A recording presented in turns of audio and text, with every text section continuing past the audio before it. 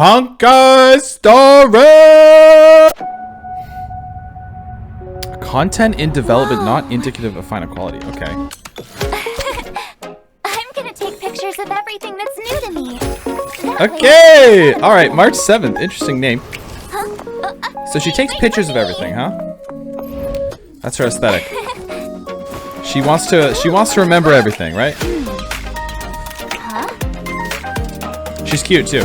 So I guess this is probably a character that's like in your party. Oh. Oh. Okay. Oh. Oh, she's in ice. Encased. Okay. Oh. Oh, she was locked away. I wonder why. And she's like, I love that how she was like locked away. She's like, oh, whoa, what the hell? What the hell was that? Anyway.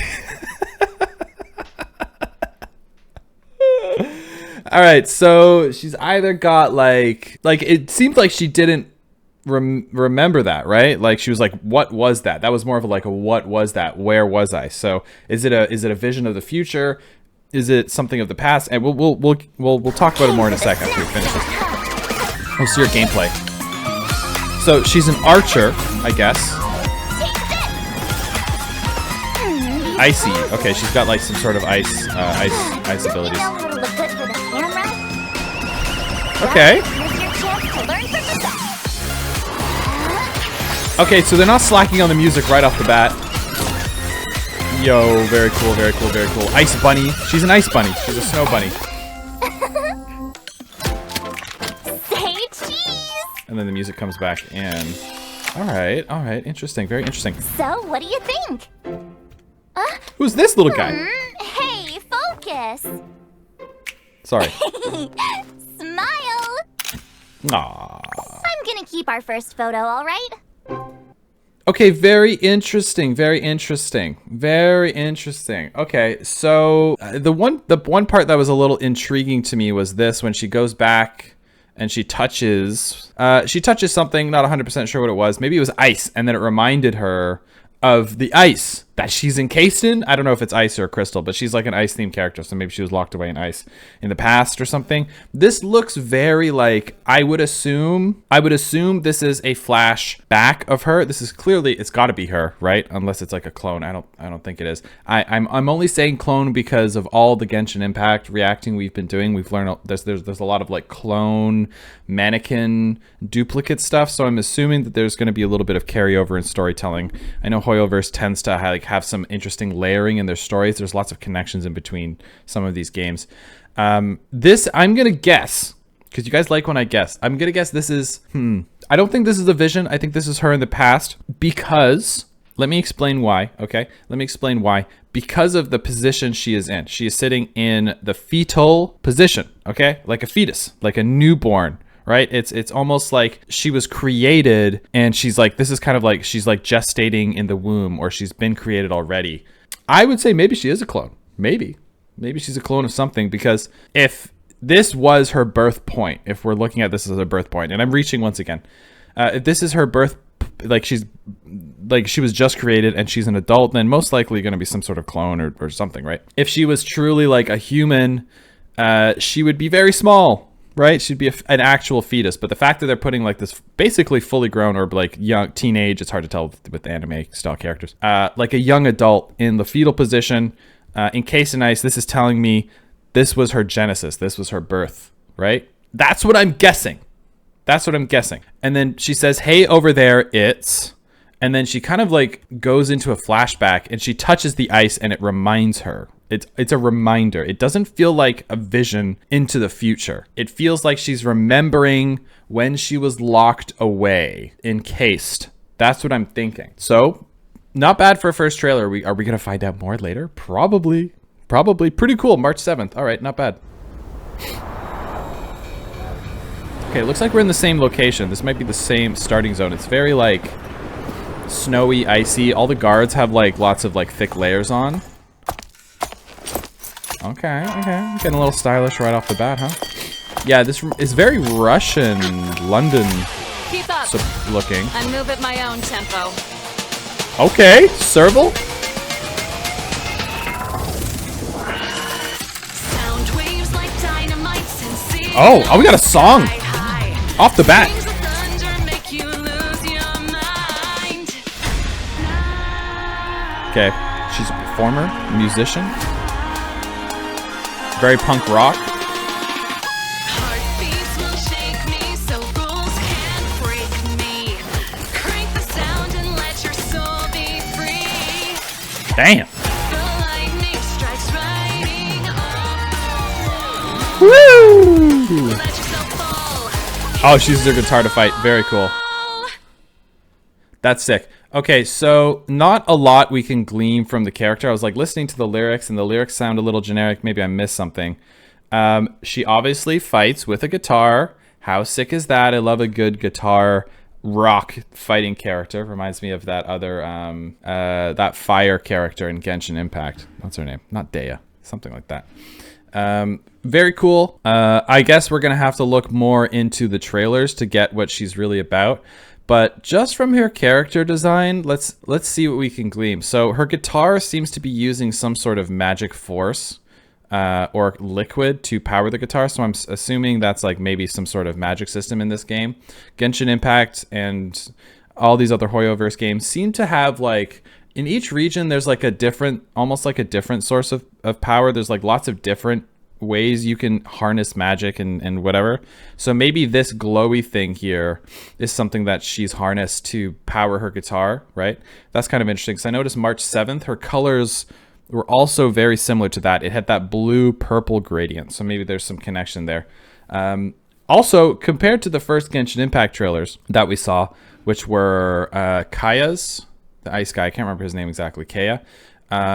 These are like a huge step up already. Obviously, Hoyoverse is like taking what they've learnt from those trailers, which came out 5 years ago, and this one came out 3 years ago. So clearly they've taken what they've learned and like applied it to these trailers, because these ones are like kind of like bombastic right off the start. You've got like lots of cool like graffiti stuff they're doing. Kind of reminds me of like you guys play Hi-Fi Rush, Xbox game that came out a year or two ago. Kind of gives me that kind of vibe. Highly recommend that game if you haven't played it. Also, it's super fun. Great rhythm game. Very stylized. Super cool. Anyway, Serval. Pretty sweet. It's hard to stay cool in this dry weather. External heat needs Oh, inner we got a cooling. cutie. Internal heat needs outer soothing. And if you're still not sure, Oh. there's more than one cure. Lady Bailu found it! Lady Bailu. Oh, she's like a little dragon thing.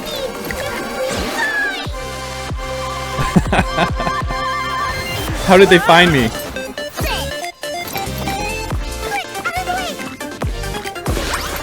She's like trying to get away from, I guess those are her guards, because they called her Lady Bailu, so she's probably like a noble or something. Ooh, water. Look, listen, feel. Wait, Electro? I'm confused.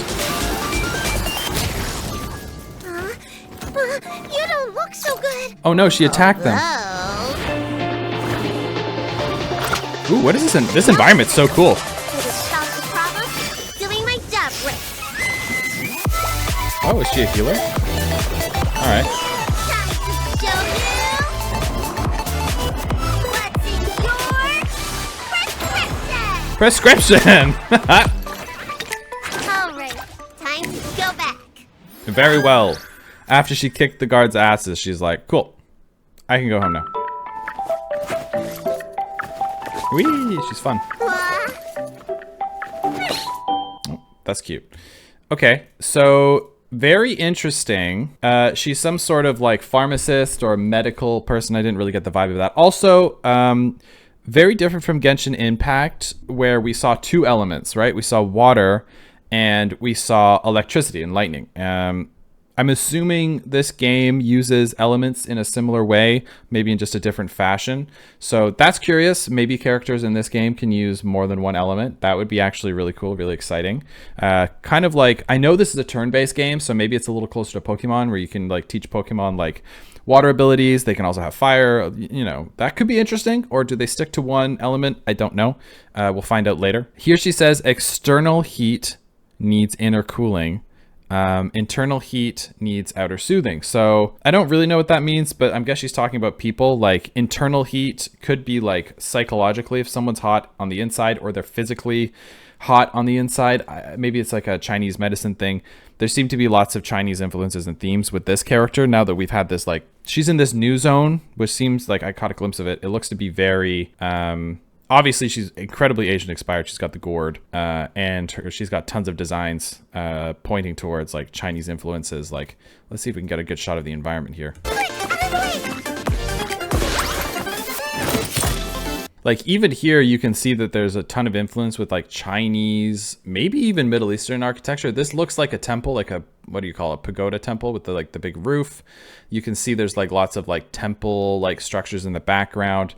These big arches make me feel slightly Middle Eastern, but I could be wrong. And then there's also like a neon sign here, and in the background it's like a futuristic city. So it's a really cool mix of Asian, probably ancient Chinese inspiration. These look really like ancient royal guards. They really remind me of like the terracotta army.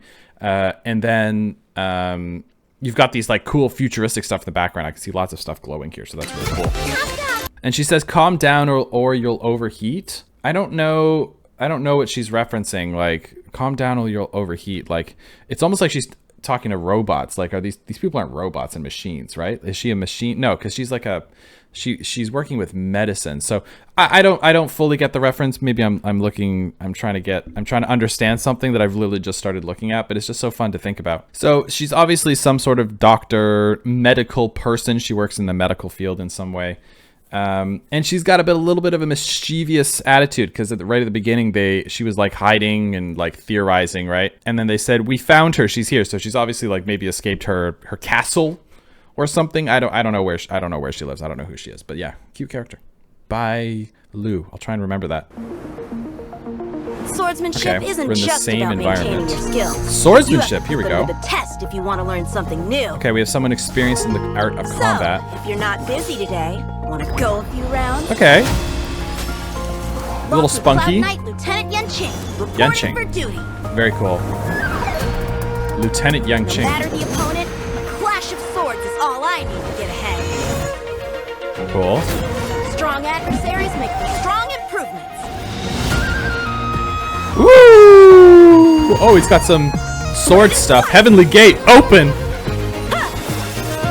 Yo, that's cool. Oh my god, I love these themes. These are so cool. Not bad. You did better than most. Let's go, China. Swords descend! Oh, the flute! A synth flute! That's it for today's practice. Cool. Sword sheathed. I like it. He's pretty cool too. Okay, very cool. I love this architecture design, man. We could talk about this all day, but we got a lot to get through. Very cool. I think pretty straightforward so far. They didn't give us too much. Obviously, they are very invested in the craft of swordsmanship.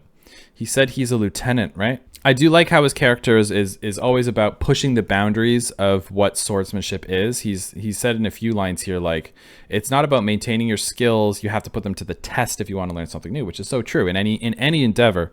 If you really want to push your own skills, you're gonna have to do hard stuff all the time. So he's obviously, this character visually reminds me of Kazuha. Visually reminds me of Kazuha in a way, but from a personality and attitude perspective, he's very different. Kazuha's like, yeah, kind of like go with the flow. He's like a wandering soul, right? He just goes wherever the wind's gonna take me. This guy, very clear goal, very clear purpose. I'm here to become a better swordsman. I'm always going to be aiming towards becoming the best. I want to be the best swordsman.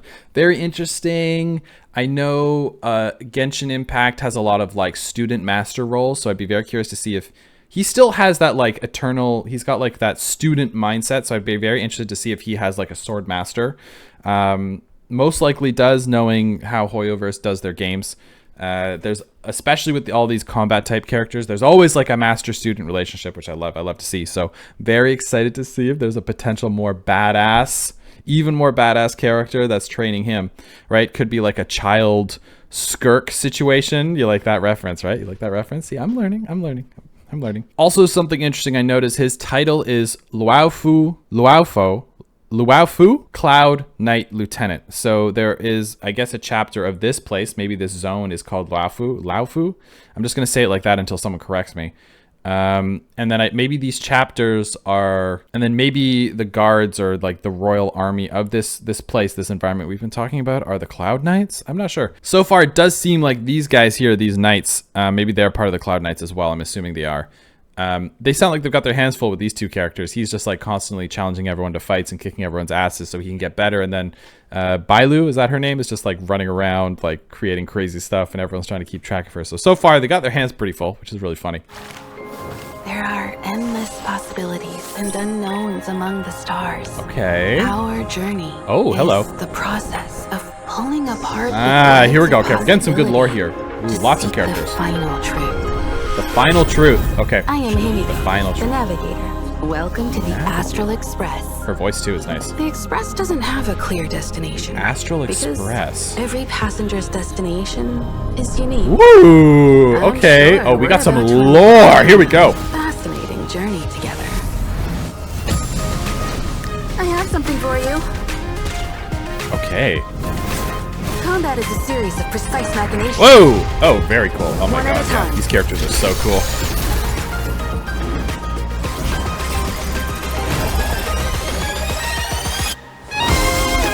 Oh! Humanity never Woo! conceals its desire to control the Space laser! I'm no exception. Yep. Trailblazing means that every step we take is a step closer to the stars. That is my answer. And your trailblazing journey has just begun. Huh? Huh? Holy shit. Okay. Wow, that was good. First off, music. Great. Music, fantastic. She starts off by saying there's like an astral map, right? There's an astral map, and it seems to be some sort of train getting filled in here on the left. Okay, interesting. So there's a train. I do know the game is called Honkai Star Rail. I do know there's like a train involved. You're on a train.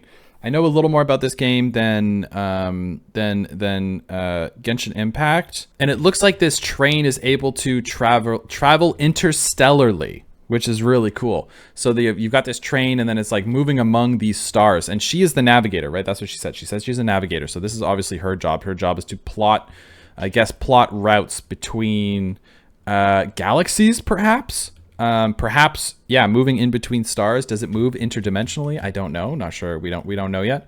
That could be very interesting.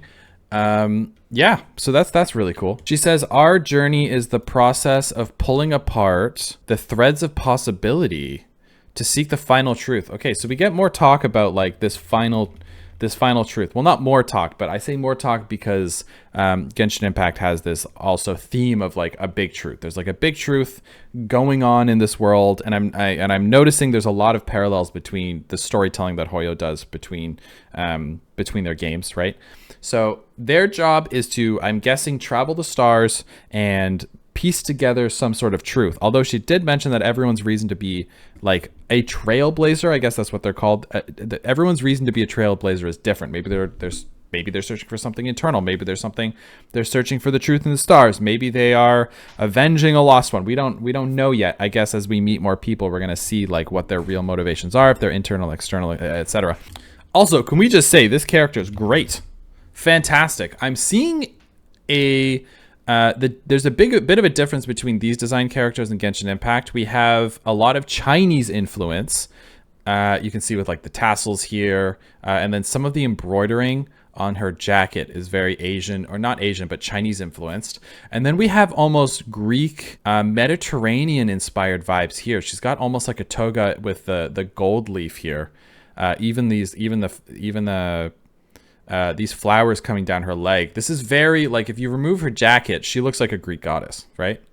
Which is really cool. She also seems to be like, maybe like the leader of this train, I guess. So like, did she make the train? She seems to be like, she seems to have some engineering skills in some way, or she uses lots of like not lost technology, we don't know yet, but like some sort of tech, especially with that space laser. Hello, that was awesome. Yeah, so I'm really curious about her. And if we're going to see a lot more Greek god themes, like maybe there's going to be some influence with maybe Taiki, or maybe like, Atlas. We're gonna see some influence there. I don't know. I'm going to brush up on my my Greek mythology for the next reaction because I want to see if there's some cool connections there. Because I feel like there's gonna be, just basing off of this look here, we're gonna see some Greek god stuff. I'm almost certain of it. Anyway, she says, "Welcome to the Astral Express." It doesn't have a clear destination. Because every passenger's destination is unique. That's really interesting. I'm guessing this is her ultimate. Like, this is just so specific to not be. I love this, man. I love this shot of like the clouds. This energy beam is so powerful that it's part of the clouds. Like, that's so cool. That is so fun. Also, I'm 99% sure I've used this shot in a reference animation in my past. I just don't remember when. I swear I've used this explosion as a reference before. So that's really cool. Yeah, I think I have. Anyway, so very cool. Lots of mystery in this game. It seems that there's a lot of questions. And these people, these trailblazers, who are probably on like the cutting edge of knowledge, possibly, they also have some questions too. So that's going to be exciting to see where we go with that.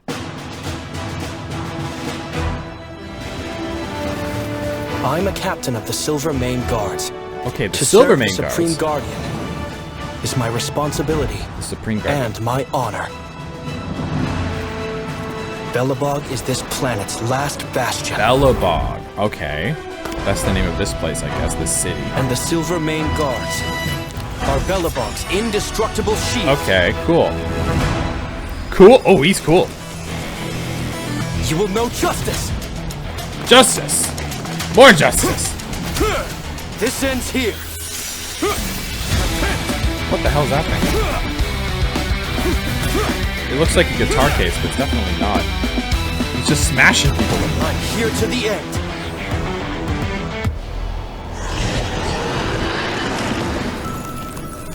Only by becoming a shield for the people is one worthy of the title Architect.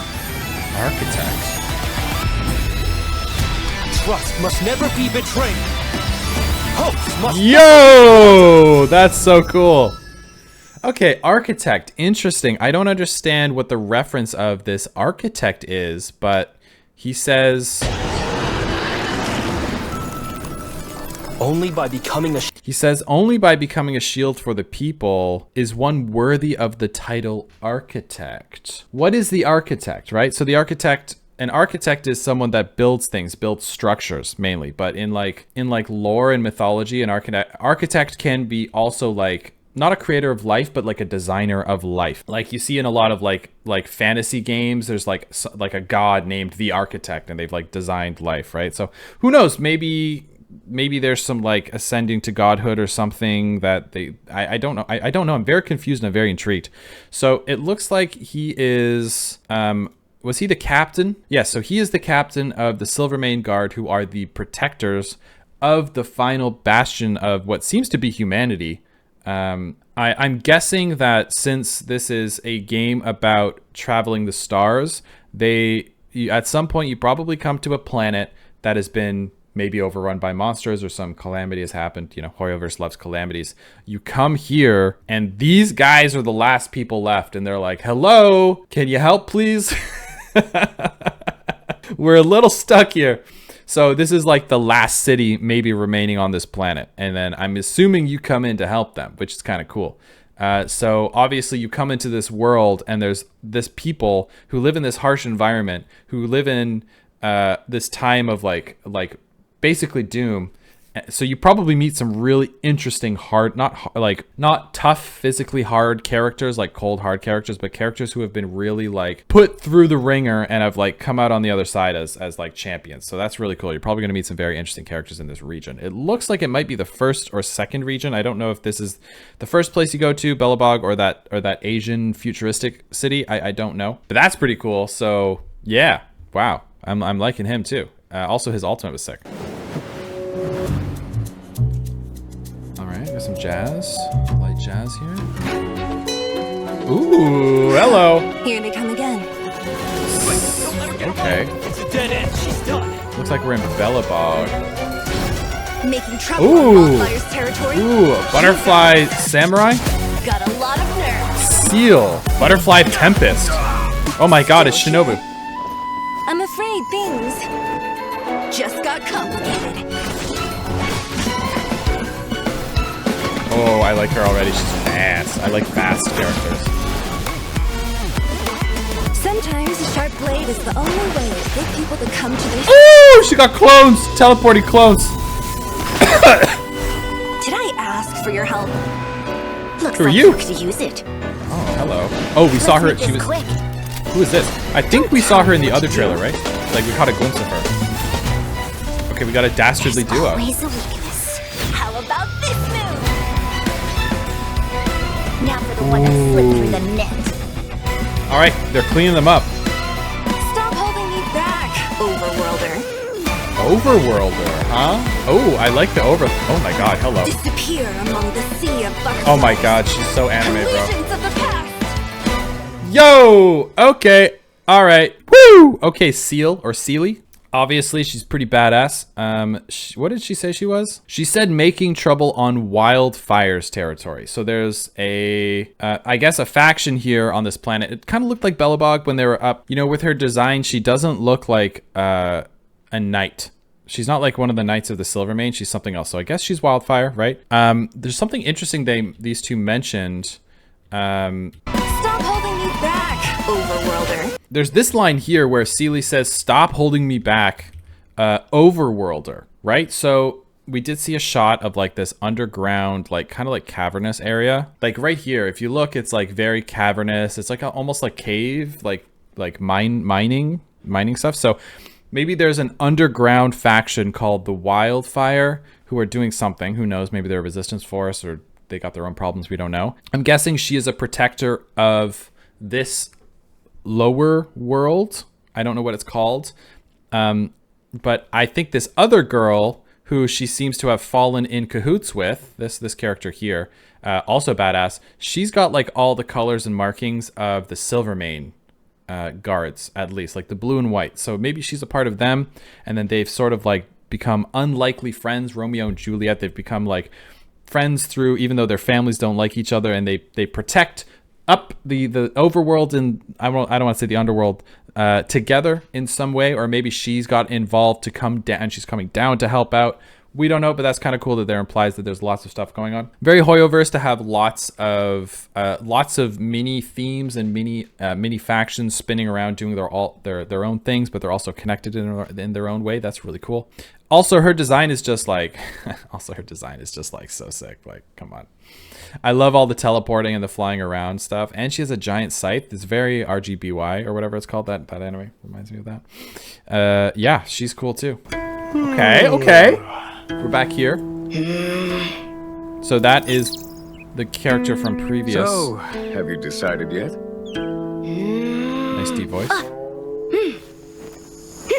Your turn, General. A general. Okay, we have the captain and the general. Bold indeed. Kids these days. A Yeah, little of course. too naive. All right. We have a strategist, right? Singular encounters with endless possibilities. Woo! Okay. It's a chessboard, baby. Or, not chess. Sorry.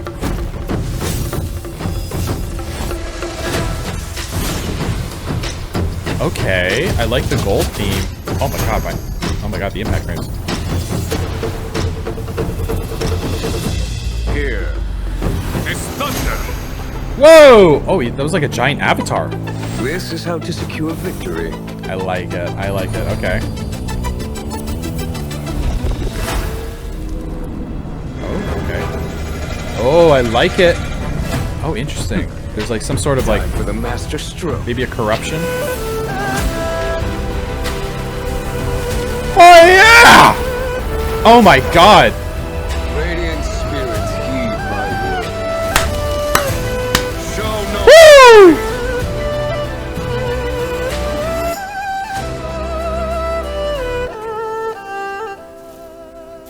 Have My you goat! memorized all that? Yes, General. Very good. But only when you've forgotten it will you be ready. What? So then... Huh? General, you're stealing pieces again! Okay. Oh my goodness. All right. I got a few things to say here. So from what I know, what they're playing right now is I think this is called Chinese chess. And what's interesting is it's a battle between a obviously extremely seasoned and patient and very chill general. He's very calm, like, you know, the bird lands on his shoulder, so he's like peace. He's very peaceful and calm.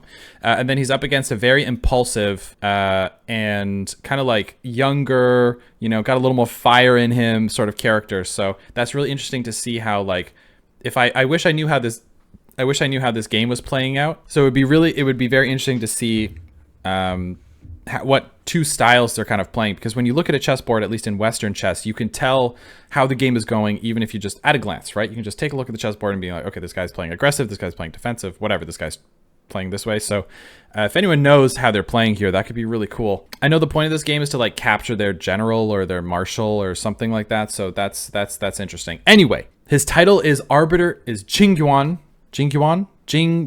I'll learn how to pronounce those.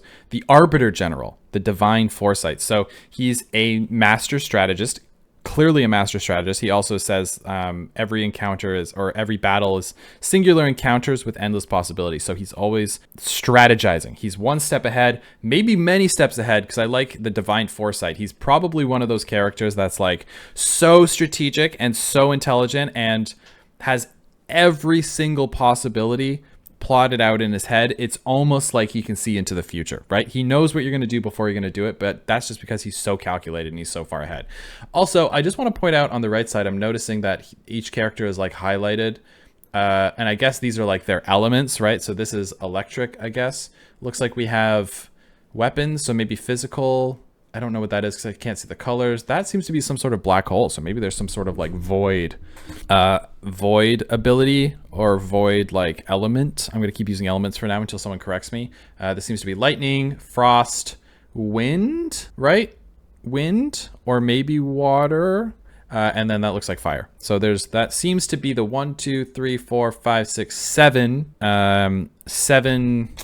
elements, or whatever you want to call it, that you can go down. Those elements are probably like, if it's anything like Genshin Impact with like archons, these are probably, each one is like a godlike entity, and each one's going to have its own representation, its own like philosophy towards life, probably.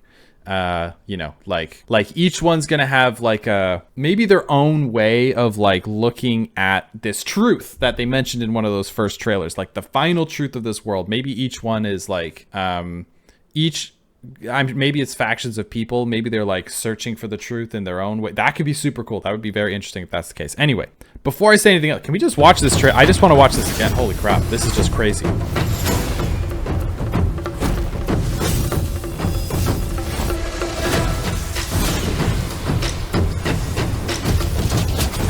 Oh!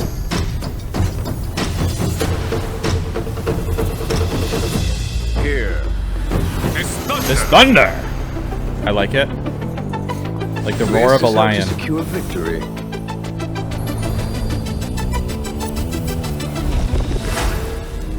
Yeah, there almost seems to be like some sort of like maybe corruption happening. If you look back closely, these seem to be possibly, I could be wrong, but these look like the Cloud Knights, right? These look like almost like fungal infections. I wouldn't say fungal, maybe like more tree-like.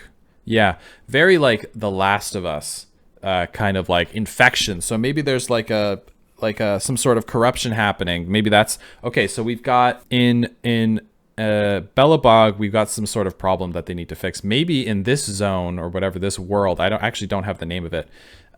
Maybe this world, there's like this corruption that they have to deal with. That could be very interesting because this seems to be his main problem right now, right?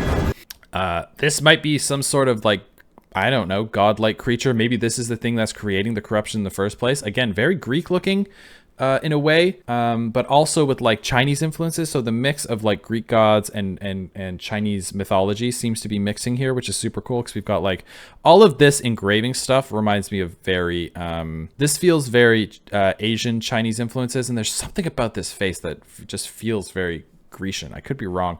It's just fun to think about. Anyway. Time for the master stroke. Yeah, I want to see this part again. The music comes in. Oh my goodness, we got some like. He's got a spear. Radiant spirits heed my word. Radiant spirit, heed my word. So is this something that he controls? Woo! That Sword Strike is cool. Clear skies. Have you memorized all that? Wait, is that Matthew Mercer? I think that might be Matthew Mercer. Yes, General. Very good. But only when you've forgotten it will you be ready. What? So then...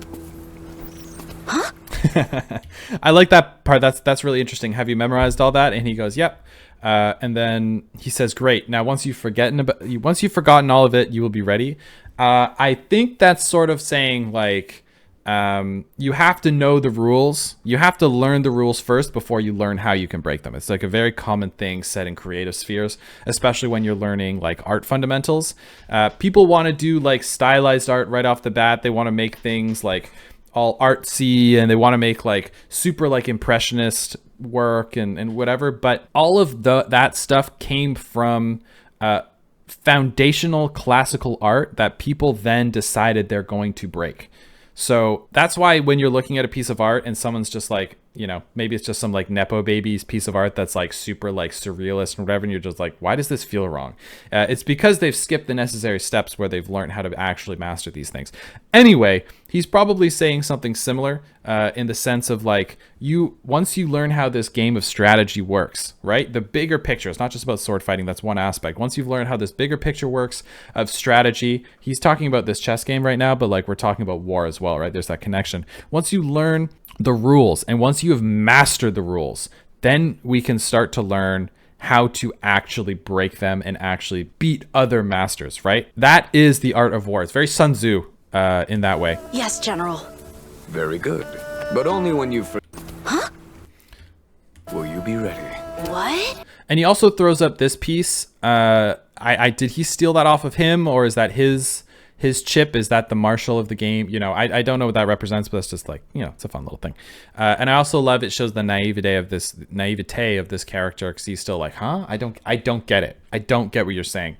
So this character still has so much to learn from this guy. And, you know, we were talking about like a master and stuff. This guy doesn't seem to be training him with the sword, right? This guy is training his mind. Maybe they're grooming this guy, this lieutenant, to maybe replace him one day, but he's still got a lot to go.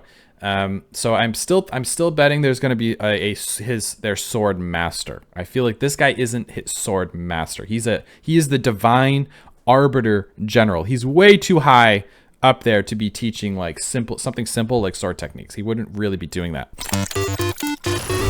Oh, okay, another video game character. Kafka, Silverwolf. Okay, that name's Silverwolf. He's like, I'm busy. All right, As I for love characters with missions, these fun graphics. I can do this in my sleep. Whatever. Let's get this over with. The Antimatter Legion? Antimatter Legion? Interesting. Okay, that's new. Let's see. Just a couple of small fry. All right. Mode change, blade mode. Oh! Find an easy mode run. I guess I can play a while. Cannon. Cool. Okay. Warm-ups over. Perfect. New high score. I thought. Oh, warnings. Okay, something else.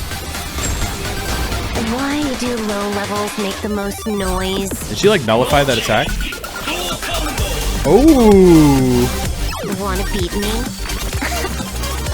Oh, she just Tetris his ass.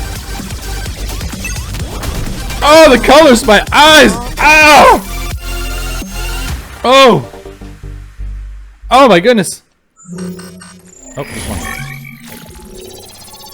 one. Wanted bounty 51 quadrillion. Intrastral space co-op. Okay, so we got a couple of things introduced here. So I don't know how magic works in this world, but it looks to be that like she plays through like a video game interface. That's kind of cool. Her name's Silverwolf, so maybe that seems to be like either a gamer name, like a gamer tag, or like a hacker alias. I don't know which one's which. Then we also have this character called Kafka, who we haven't met yet. So I'm guessing she's working with Kafka in some sort of way. She also says you're about to lose, Elio told me. So there's another character named Elio as well. And she also mentioned this Antimatter Legion. So these people are maybe some sort of like maybe rogue group, I'm guessing, who are maybe fighting against the Antimatter Legion. This also says, when the screen pops up, it says the woman. The woman. Yeah, the woman. The woman. She's just called the woman for whatever reason in her phone book, and she's like, ugh, God, I'm busy. So here in her title intro, it says Stellaron Hunter. Okay, so maybe this group of people are the Stellaron Hunters. That's kind of cool. Stellaron. I don't know what the Stellaron is, so why are they hunting, right? At banned player. So maybe she's like a hacker or something because she's been banned. So maybe she's hacks stuff. Like, it's kind of cool. Also, there's like this cool like Dance Dance Revolution style reference in the background. We're probably missing lots of stuff, but lots of game. Oh, look, here she is. So she's like this game type, or this type here, like a void type. That's kind of cool, which makes sense. Her design is also like super cool. You've got like Street Fighter symbols here. You've got like almost like a gamepad, and then even this connector here is like a controller. Probably lots of really cool subtle stuff in her design. Whatever. Let's get this over with. The Antimatter Legion? Interesting. Let's see. Just a couple of small fry. But I don't mind an easy mode run. Anyway, this trailer just goes like absolutely crazy. Super cool. I love all the 8-bit graphics. I love it. It looks like Kanish from Genshin. She seems to do a lot of really cool stuff. I don't really get her. I don't really understand what she does, but that doesn't matter. Anyway, this ultimate too. Woo!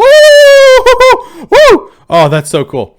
Yeah, anyway, she's pretty sick. I guess she's a Stellaron Hunter. Don't know what that is. I guess we will learn more of the Stellaron Hunters, perhaps. Is Kafka the leader of the Stellaron Hunters? We don't know yet. We don't know. We'll probably see her character demo, knowing how this runs. So we've got Trailblazers, right, who are separate from Stellaron Hunters, perhaps. Maybe there's some Stellaron Hunters on this train. We don't know. We saw a couple of characters in that one red-haired character's trailer on the train that I didn't recognize. So maybe there's something going on there with that, huh? What do you think? What do you think about that? There's a chance of that.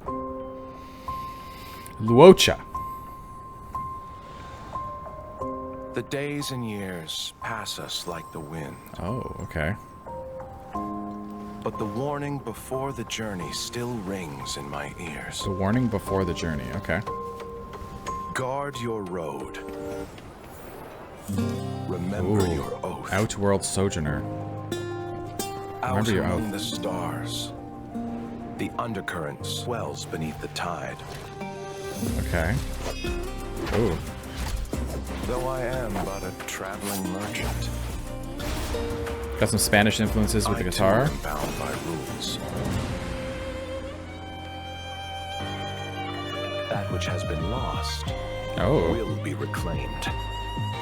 Okay. That which is seized must be repaid. Oh, so he's got motivations too.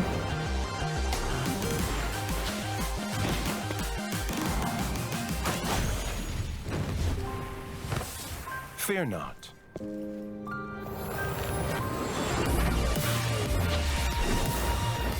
Yo!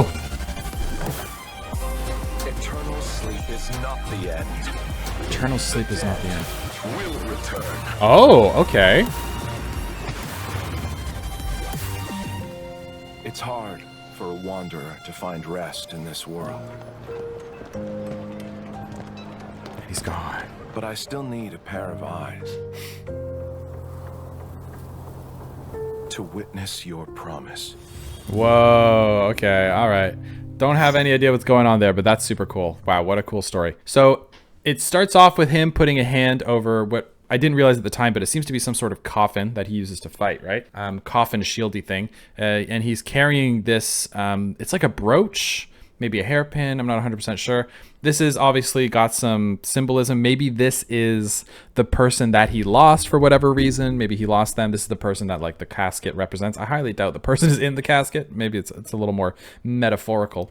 And he says the days in whatever. He says, but the warning before the journey still rings in my ears. So maybe this person gave them a warning. Also, I like how this coffin is in a field of flowers. Very like put to rest. Like, right? Like there was a lot of death themes here that I didn't really catch on right away. I like how there's like flowers dying around this coffin. It kind of like leans into this like corruption or maybe this like decay theme in this world, this Asian inspired world that I was talking about earlier. But maybe it's just his own personal story. I'm not sure. His title is Luocha, Outworld Sojourner. So a sojourner would be is like almost like someone who is there's a few ways to explain it. It can be one on a spiritual journey. So it's someone who's not at home, kind of like a traveler. A sojourner can also be someone who's like almost like studying abroad. That's a way I would explain it. But he's an outworld sojourner. So maybe he's traveling the stars or living somewhere among the stars to really find out whatever his truth or his purpose is, or he's trying to find something they mentioned in this trailer, right? He says, remember your oath. So maybe there's an oath that binds him, because he does also mention, he also says, I too am bound by rules. He also says, though I am but a traveling merchant, so he's a traveling merchant. Okay, good to know. I am also bound by rules. Right? So maybe that's the oath he's referencing. I don't know what the oath is. I don't know where he's from exactly. But wow, this is absolutely beautiful. I would really love to know what's going on with the coffin theme, but he does seem to like have some sort of like control or like theme over life and death. So maybe he's trying to bring back life to people or a person who was like maybe wrongly killed in some way. I think that's kind of interesting. Maybe he's trying to return life to these things that have been corrupted by these monsters in this world. Maybe that's his goal too. He's also like just so handsome.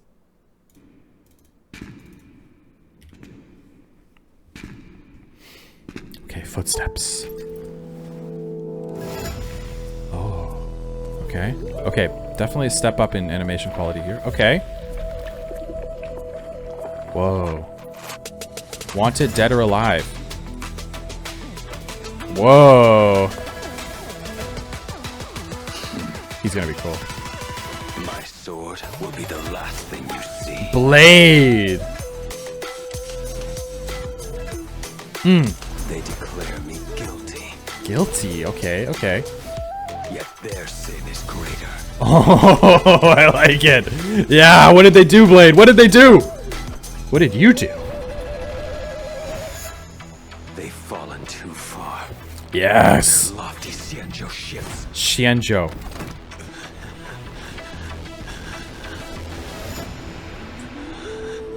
Blade. I like it. Blade.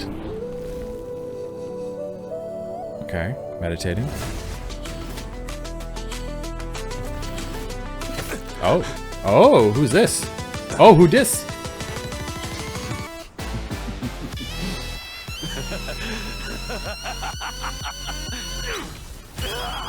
Oh! Till your sin is cleansed, my vengeance will pursue. I love it!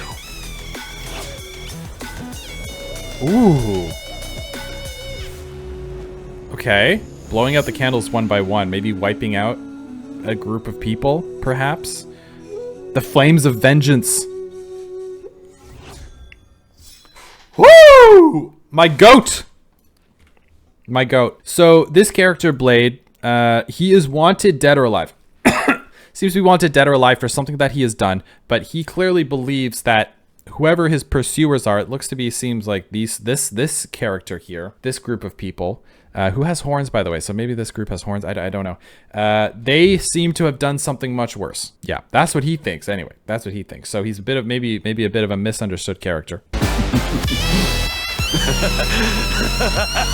I love this scene here where he gets pierced by the spear, and he's like, nah, that's not happening, bro. That's not happening. You see, what you've done is much worse, so you could try and punish me.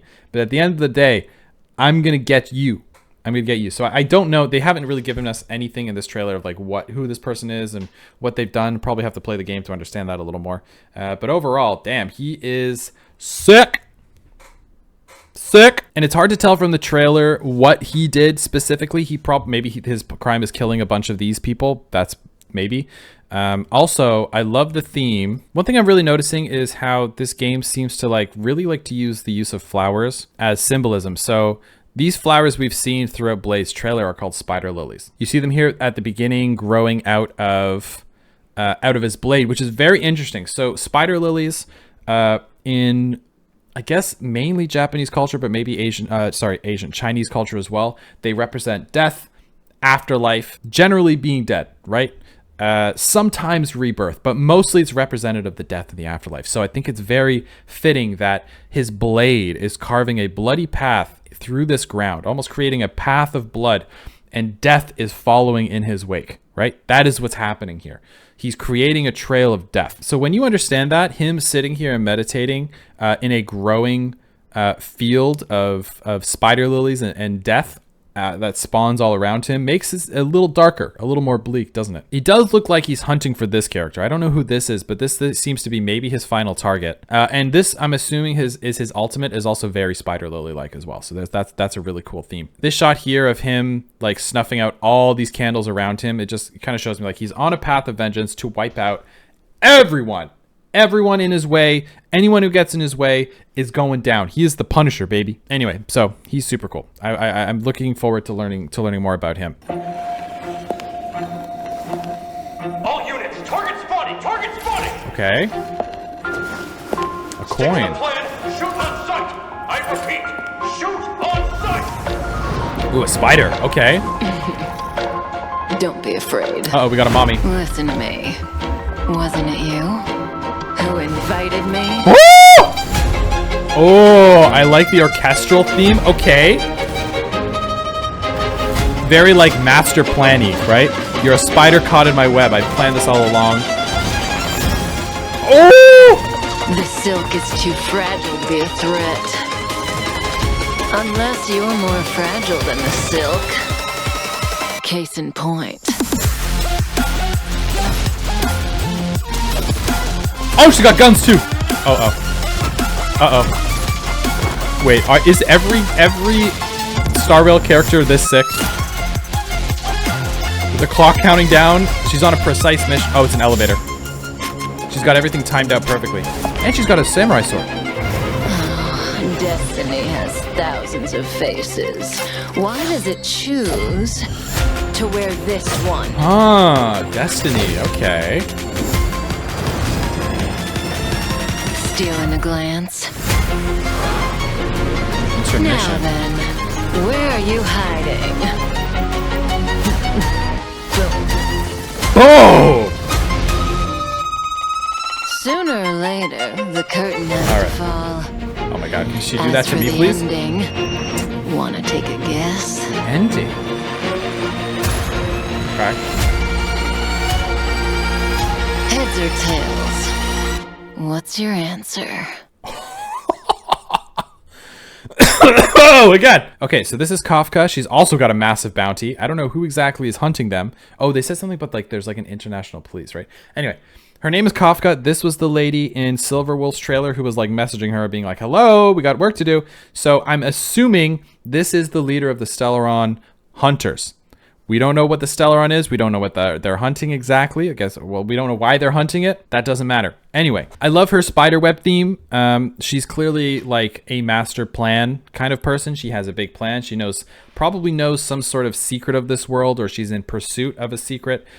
The way she's talking and some of the lines that she delivered in this trailer, she obviously knows something that the general population of this world do not. Also, there's just like all this cool theme stuff of like these almost like Rorschach, how do you pronounce it? Whatever, the ink blot stuff, and like this, what do you see? Like there's just a lot of themes to being like there's some sort of truth that she's like hunting or discovering, right? I don't know what she means about that line where she says like, don't be afraid, isn't it you guys who invited me in the first place? I don't know what that reference is. I don't know why that's referencing anything. Also, we got another string user, which is 6. So I've seen her use a sword, 2 guns, and she's got these like spider web sorty things as well, things too. So she's like, any tool necessary to get the job done. That's what we're gonna do here. Multiple tools for multiple purposes. I like the spider theme, like you're caught in her web of plans and machinations and all that stuff. That's always cool. Spider theme is always sick. Even in this trailer, there's like tons of like rose petals they're using in that theme, in her theme too. Now in Western culture, like rose petals are often seen like they're used as like romance themes, right? But they can also be used as more of like a spiritual or like aging theme as well. But I don't see the connection in that trailer here, so maybe it's just like roses are pretty. So we're gonna give her some rose stuff in her trailer. I don't know. I don't know. Maybe there is a deeper theme there. That's cool. Everything in this game, obviously, just like Genshin Impact, seems to be very intentional. I'm also just noticing she also has like a butterfly brooch there too, so that's kind of cool. Wonder what that is. Yeah, there's lots of stuff here. I like this line about Destiny has thousands of faces. Why did it have to choose this one? So she's implying that there's like lots of other, there's lots of ways this could have gone. That's interesting that she knows that, right? There's lots of ways this could have gone. This could have gone. Why did it go this way? And she's curious about that. I wonder what that means. This shot at the end here is really interesting to me. I don't know who that character is. There seems to be someone being played on a film, and we're saying like intermission. There seems to be like almost like kind of like a fourth wall break here happening, kind of like with Genshin Impact, where like there's almost like there almost seems to be like something happening with like reality breaking again, or there's like a real reality. If we slow down this trailer, it says MacGuffin, nonlinear structure, oniric structure. I don't know what that means, but in film, a MacGuffin is like, I wouldn't say it's a catalyst to a story, but it's like almost like the reason a story starts, for example, or like a core. Let's use an example: The Ring from Lord of the Rings. That would be a MacGuffin, or like the briefcase in Pulp Fiction, that arc in Raiders of the Lost Ark, like the trigger around a story. That's a MacGuffin. So maybe she is the MacGuffin. Who knows? Maybe she is looking for, I don't know. And then it kind of like, it says Finn. So obviously there's some like storytelling mechanics here. Maybe there's like an outside fourth wall breaking-ish godlike force telling this story. Once again, like Genshin Impact, all the world's a stage, all that. But why are they doing it? What's the reason behind it? What are they hiding? Ooh, we're getting into the good stuff. I like these people. If they are this, it's not confirmed for me if they are like, if she's like this, called like the group, the Stellaron Hunters, but the Stellaron Hunters, if that's true, they're sick. They're cool. I like the groups that are like chasing the truth. That's super cool. So she may be trying to like manipulate destiny, right? She might be trying to change the outcome of the events to her advantage, or to someone's advantage, or because of maybe she has a boss or a god or something. We don't know. We don't know why is she doing the things she's doing. She obviously went into that place and killed and wiped out everyone for a specific reason. We don't know. We don't know why she was there in the first place, actually. I didn't even ask that. A scion of permanence. The scion of permanence. Imbibed of Lune. Successor of the Azure Dragon. Okay. Commander of the clouds and the rain. Got lots of new terms here. Tasked with watching over the ambrosial arbor. Yep. In reckless arrogance, invoke the transmutation arcanum. Okay, go on. Guilty of unpardonable sins. All right, pop off. Punishable. Wow, cool. Woo. Okay, here we go.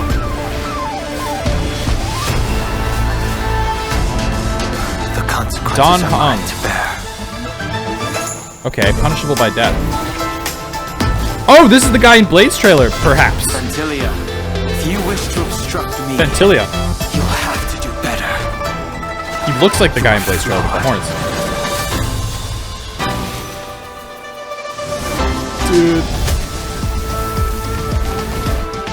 Celestial Dragon, wake. What? So, you now presume redemption Okay. is within your grasp. Oh my goodness! To fight for a new life.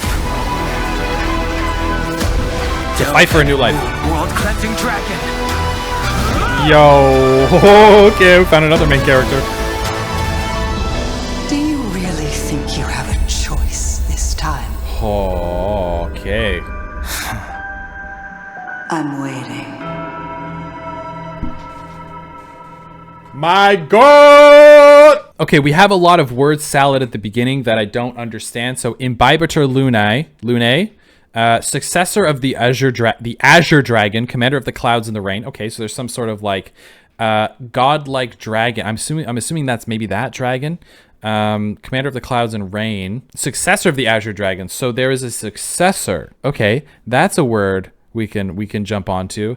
Maybe there is a almost like passing down of the torch, a passing of the torch. But if we were to break that down, right? Ambrosial means it's like a nectar of the gods. It means it's something that tastes so good it's almost divine, okay? And an arbor is like in a garden, you know, those like, it's almost like almost like a cornered off area. It's like a nice section of a garden. There's like, it's got like there's like an archway that I guess you could call that an arbor, I guess. So it's like, maybe it's like a place, like a godlike place, that these people, this Imbibitor Lunae, the Scion of Permanence. I didn't even see that. The Scion of Permanence. So permanence would mean like life and being permanent. And I don't know. This is interesting. There's a lot of stuff opening up here. Maybe this is one of the, permanence is one of the like these godlike paths that these people are like attuned to. You've got the void one. You've got maybe one of those was permanence, perhaps. I don't know. We're reaching. And then he said, invoked the transmutation arcanum. What? Transmutation means like a change, right? A change of something. And arcanum is like almost like a magical secret. So maybe it's like a secret transformation. That's kind of like what I'm getting from there. Because like arcanum, because arcanum comes from like Latin, probably arcana. Right? Sorry, I just bumped my mic. Arcana, which is like magic secrets. It's kind of like the secrets of magic. So it's like maybe a magical transformation. Secret magic transformation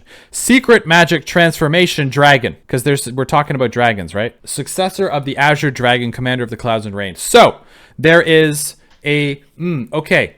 Successor of the Azure Dragon. So maybe to become the Azure Dragon, who protects the ambrosial arbor, right? This place, whatever. This person invoked the transmutation arcanum. I don't know. Maybe it's like a bad thing because like now they're saying like in his reckless arrogance, what I just noticed, in reckless arrogance invoked the transmutation arcanum. So wait a minute. Oh, so that's this character. Hang on. Is it this character? Imbibitor Lunae. Is Don Hong Imbibitor Lunae, or is he the successor of the Azure Dragon?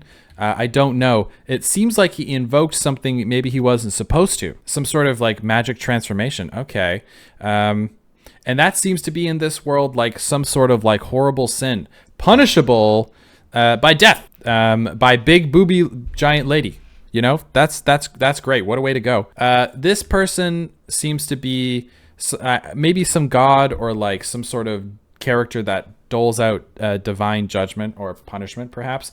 But this character, Don Hong, says you're corrupted, you're wrong, right? So he is Imbibitor Lunae. Okay, right, okay. High Elder of a past age. Ooh, very interesting. Okay, and then this could perhaps be permanence. This tree thing, that could be, or water, whatever, that could perhaps be permanence. That could be interesting. So anyway, so he is Imbibitor Lunae, so he invoked the transmutation arcanum, which he wasn't supposed to do. Bad boy.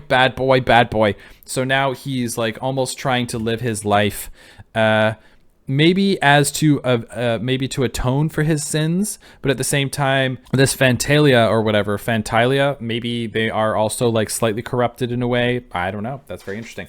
Why is Blade hunting down these people? What happened? Very interesting. You know, one thing I'm really noticing with these trailers that I'm enjoying a lot is this is what reminded me where Fantalia, I guess, said, do you really think you have a choice this time, right? There's a lot of themes here in Honkai Star Rail of reincarnation, a second life, a past life, past lives. We, in the very first trailer with March 7th, I believe, they seem to be alluding to some sort of past life that she isn't aware about. With Blade, he seems to be redeeming or claiming vengeance on something that happened in his past life. I'm sure there's a few trailers here we've missed. This character, Don Hong, is also trying to redeem himself or just live a new life, right? So we're getting a lot of like reincarnation, rebirth themes here, which is super cool. And also just like a gorgeous trailer. I know I normally talk about animation, but we're just getting into this for the first time, so this is super exciting. I'm starting to get more into the lore side of things than the animation side. So that's really interesting. I find the writing here absolutely fascinating. The Xianzhou has met with countless trials. The Xianzhou, we've heard that name again. The darkening mists Hello. shroud the radiant moon. Who's this? Ooh. Bound by blindness, one is cast into Mara. Okay, very With a moon sharp themed. blade, yet still powerless against the demons. Okay. Oh, a blindfold. Holy With crap. this blade as my core, the inner self is purged. Jing Liu, Transcendent Flash. Cool.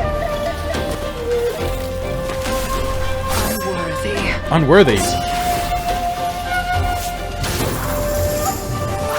Blade fodder. Okay, another sword user here.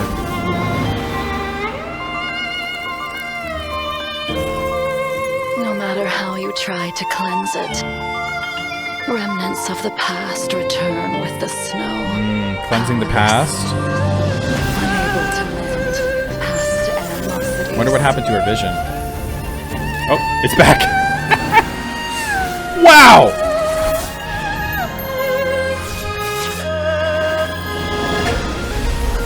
Holy, oh my god, she is sick. All will be revealed in lunar flame. Woo! Lunar flame.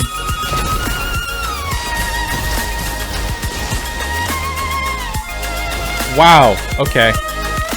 And so I wield my blade to the very end, until the stars have been cut down from the sky. Stars have been cut down from the sky. Baby This girl, you are oath on I a will mission. never forsake. Another oath. Okay, a lot of people bound by their words here. So she says right at the beginning, the darkening mists shroud the radiant moon. So something is starting to block the moon's light. She's obviously like a believer in, there's maybe like a moon god, or there's something going on.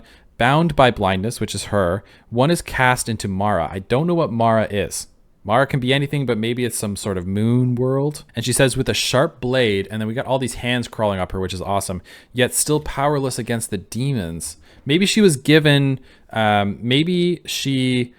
fight these demons, who knows what happened in her past. Maybe her family was killed by demons, blah, blah, blah. Maybe she had to sacrifice something to gain this power, the power of the moon. So maybe she lost her eyesight and then cast into Mara. Maybe something like that happened. I don't know. Another sword user, just like the first character we saw. Not the first character, but Yang Qing. Another emphasis on the blade, right? So you are a master, you study the blade, huh? Another weeb here. She says, with this blade as my core, the inner self is purged. So through her sword and through her fighting, she is purging maybe her inner self, maybe, but she seems to be sort of like cleansing this world or something with her weapons. Okay, awesome. Transcendent Flash. She's badass, dude. Look at that character design. I love this almost like bleach, like void in the middle of her, of her core, of herself. That's cool. So maybe she's like missing something at her core, at her center. Also, she's just so hot, bro. She's just so hot. Look at the blindfold. Yeah. If we're going on with the flower theme, we're seeing a lot of white petals in here. Now, obviously, white just matches well with her theme of like the moon and this grays and silvers. There's also this leaf. I don't know what this leaf is. I know it's from like a Japanese or Chinese tree. So someone in the comments, let me know. That could be interesting. But anyway, we're seeing lots of like white petals and stuff here. White petals are like kind of like white petals can represent. It depends the flower, but a lot of the time like purity. Or even a remembrance. So maybe like she's talked about purging the inner self and stuff. So there's a lot of like, there could be like purity, being pure and clean themes, like the moon. She did say something about be purged in the moon's radiant light or something at the end. Where did she say that? All will be revealed in lunar flame. So it's oh my god, the eyes. It's almost like the light of the moon will purge all and remove all impurities. So that's kind of like probably why they got the white flower theme there. And now that I look at her design a little bit closer, she has a lotus on her shoulder. So those I guess are lotus petals, which do represent purity and almost like overcoming adversity. Lotus petals like are born in the dirt and the mud, and then they bloom like clean, right? They come out of the ground, like often in water. They come out of mud and dirt, and then they bloom like that. So it's often sometimes seen as adversity as well. So very cool, very cool. I'm loving the flower themes. Ladies and gentlemen, please welcome Topaz from the Topaz. Dead Martial Force. Special debt. Oh no, is she a debt collector? The bigger it gets. So, give up the chase. and pay up the debts. Oh no. Still not following? Bit of a Then different why aesthetic not as well. learn She's probably from a from different pros? zone. 1. Balancing the books is a moral imperative. Okay. Default and pay double. Woo! Topaz. 2. Shed any and all illusions of outwitting the system. Can't beat the system. Why, if it isn't Miss Topaz, what a delightful surprise! Hold it. Beware gifts. They can veil ulterior motives. Oh no! Debt 3. collected. In negotiations, choose ability over familiarity. Madam Herda, your account has been frozen. This is last month's bill. Oh! Oh! Where are we going? See here, Miss Asta? Just swipe it. Just swipe it, please. 4. In business, there are no permanent enemies.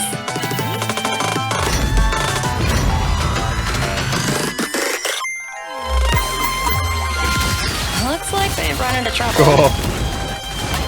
All right, Numby, you're up. Oh, he's Numby, huh? What a cutie.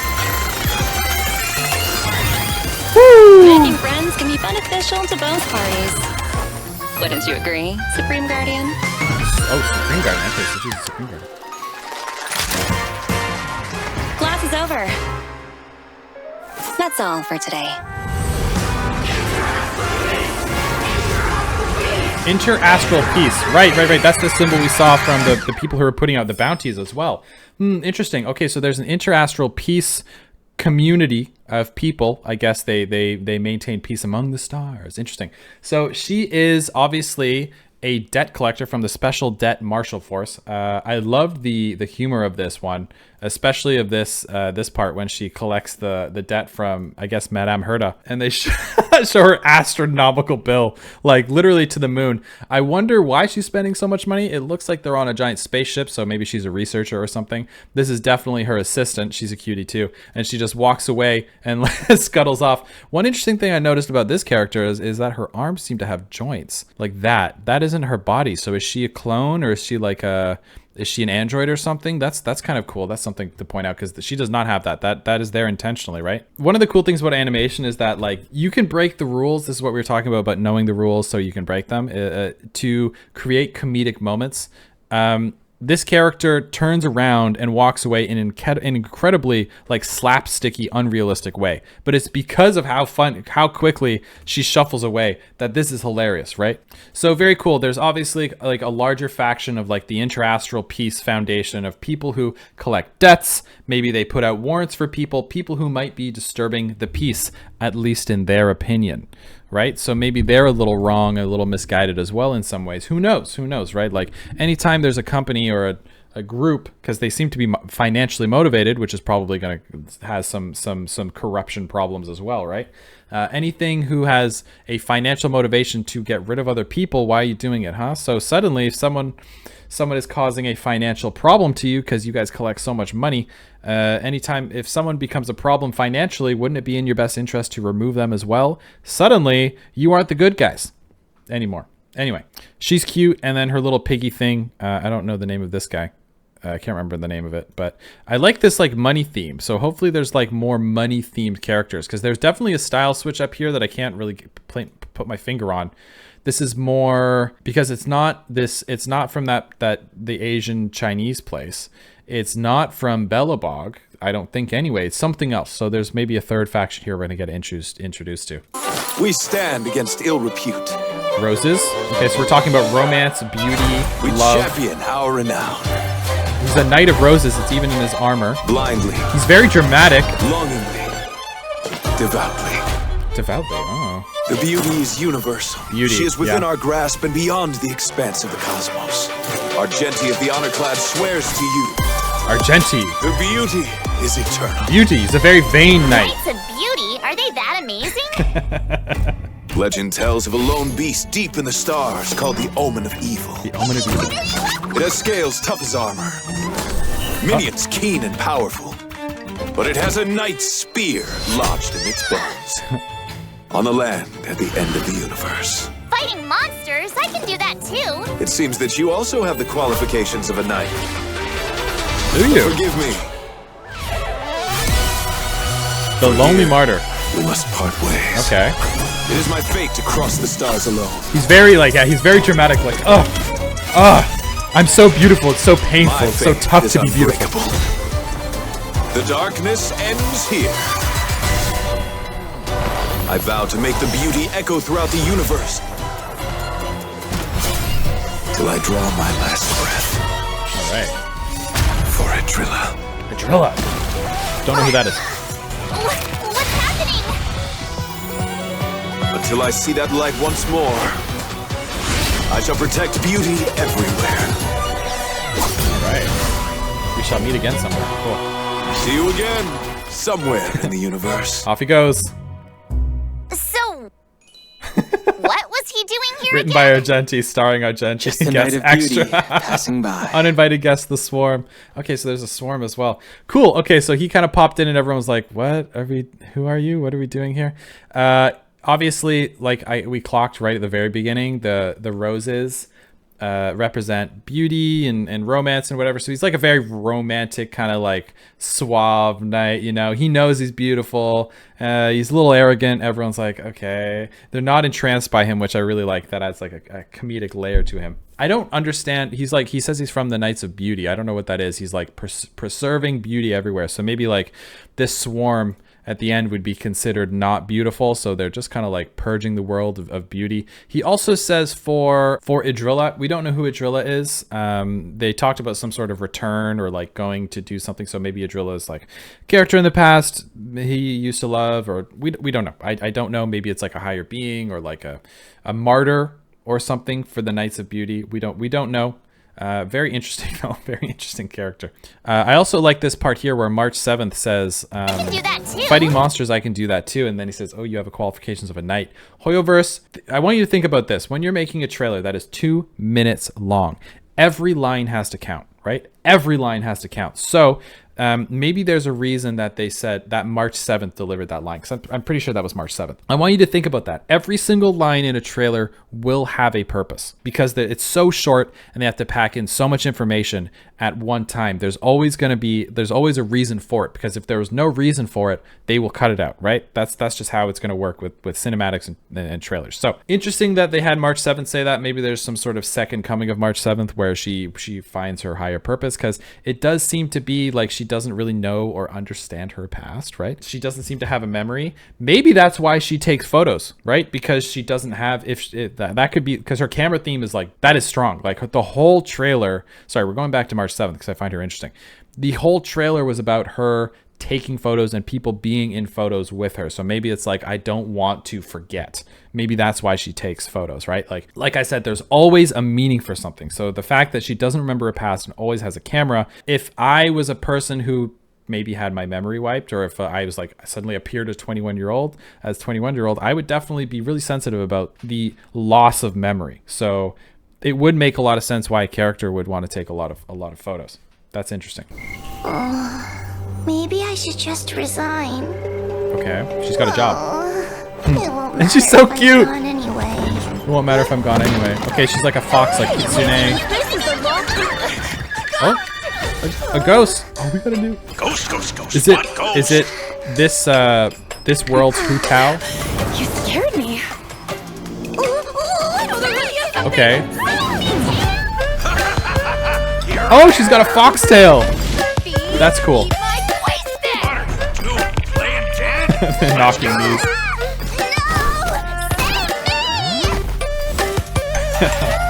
She doesn't like her job. Why did she get into it?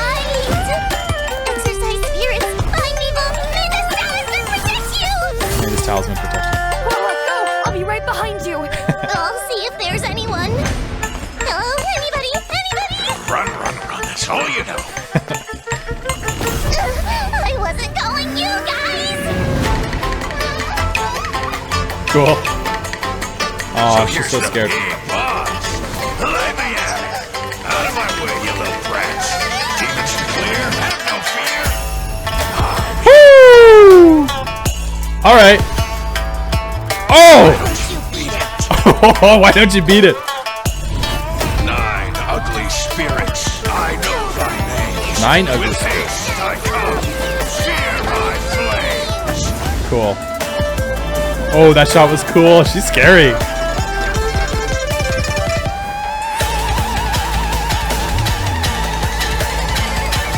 Well, that's that. I'd better write my resignation quickly. Mr. Teal, why do I feel like I've forgotten something important? You talking about that little juggling girl? Oh. I love a good fun trailer. Okay, so this character Hua Hua, is it that Hua Hua or Hua Hua? I don't know. Probably Hua Hua. She's some sort of like she writes talismans to protect people from spirits or something. She's some sort of exorcist, I would assume. Does not like her job. She's obviously gotten into it maybe because of this tail, or she got possessed by the tail while on the job. We don't know. That's kind of cool. I love the contrast of these essentially two characters in one, right? Because it is two characters in this trailer. Something very interesting and very intentional about her character design is the theme of yin and yang. So yin and yang, darkness and light, right? But there's also an extra layer to it. So when it comes to yin and yang, you also will notice that there's these dots here, right? A lot of people think yin and yang is just darkness versus light, right? But if you look at this actual symbol of yin and yang, there's a dot of darkness in the light, and there's a dot of light in the darkness. It really means that without that, darkness always perpetuates light. Because of darkness, light exists, and because of light, darkness exists. And it's the deeper meaning is that with yin and yang is that one cannot exist without the other. There is a codependence within light and darkness. A more metaphorical representation of that is actually in Game of Thrones with there's like that faction of flame where they're like birthing those dark monsters or whatever. Melisandre, is that her name? The witch says, for the brighter the flame, the darker the shadows, or something like that. It's the same concept. It's actually yin and yang. So I like that. I like how it's intentional on her character, because she's obviously light. She's like a good person. She's light, but there's a darkness within inside of her, possibly. And the darkness is obviously Mr. Tail as well. Maybe there's a little bit of each other within them as well. Like she's got a little bit of darkness inside of her, and he's also got a little bit of her, a little bit of light inside of him, right? Because they do cohabitate. If it was simply black and white, they would not work. They would not be able to live together. So I think that's really fascinating why they chose to use that. Obviously incredibly intentional. So there's a little interesting thing about their theme there. And then she says, I wasn't calling you guys, and it looks like maybe she summons some spirits, and there's that charm there. I don't know what the charm's about. She's got a lot of stuff in her character design that I don't fully understand. Like she's got yin and yang here. I don't know these symbols. Maybe they mean something. She's got like charms on her. This looks like it's a charm that is sealing this ball, which is very interesting. So I wonder what's in there. Also, this shot here is really cool. It's almost like when the demons take over, she like becomes this like scary kind of like monster creature, and they merge together. Their voices happen at the same time. I think that's so cool. That is so cool. The soft wind beckons the early spring. Okay, more petals, maybe cherry blossom. A joyous mood does it bring. Some DNA strands, okay. Maybe she's a researcher. A chilly wake from rest. A plum blossom in a mess. Oh, it's a plum blossom, okay. Where is the home I miss? Only remembered in drunken bliss. Okay, she's a musician too. Oh, looks like it's tea time. Ruan Mei, Genius Society. Okay, she's a part of maybe the Genius Society. Without accelerating or postponing the arrival of death, life will always wither. Life will always wither. Postponing death. Okay, maybe she's searching for eternal life. The core of all existence is unity. Cool.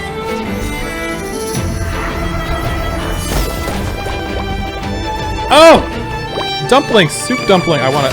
Maybe a soup dumpling. I want a soup dumpling. Sometimes, waiting around is also a change. Okay. Ooh, okay. Oh, something broke out of the cage there.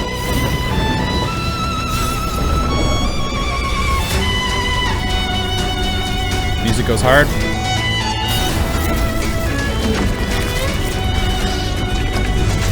Oh?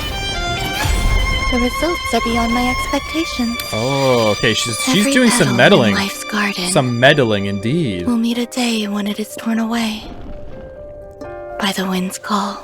Fret not. You still hold academic value. Wait a minute. Wait a minute. Oh, she's kind of creepy in a way, huh? Ooh, she's kind of creepy. I thought these were cherry blossoms, but as they said, they are spring blossoms.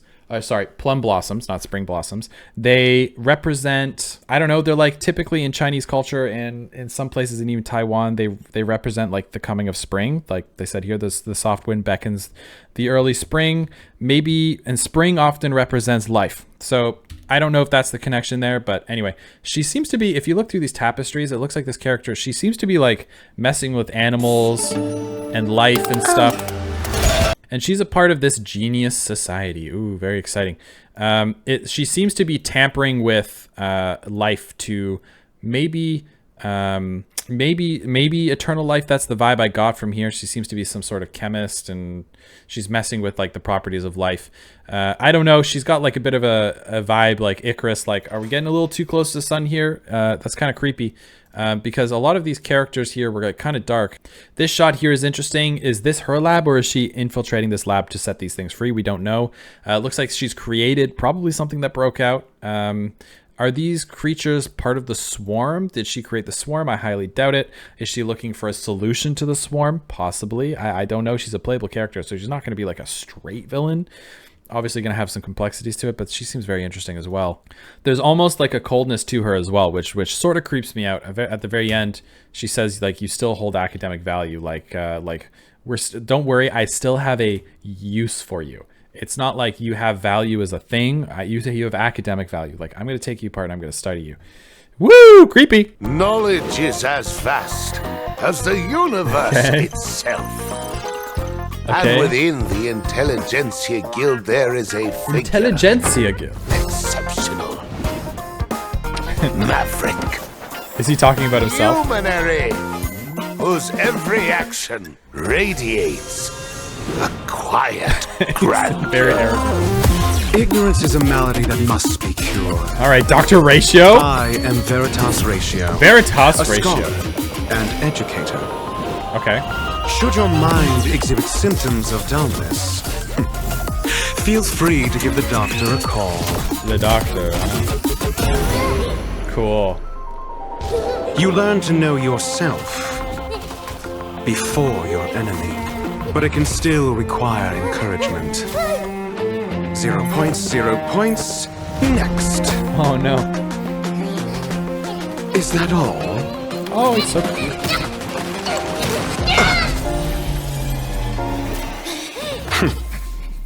Not bad. 5 points. Oh, I threw the chalk at him.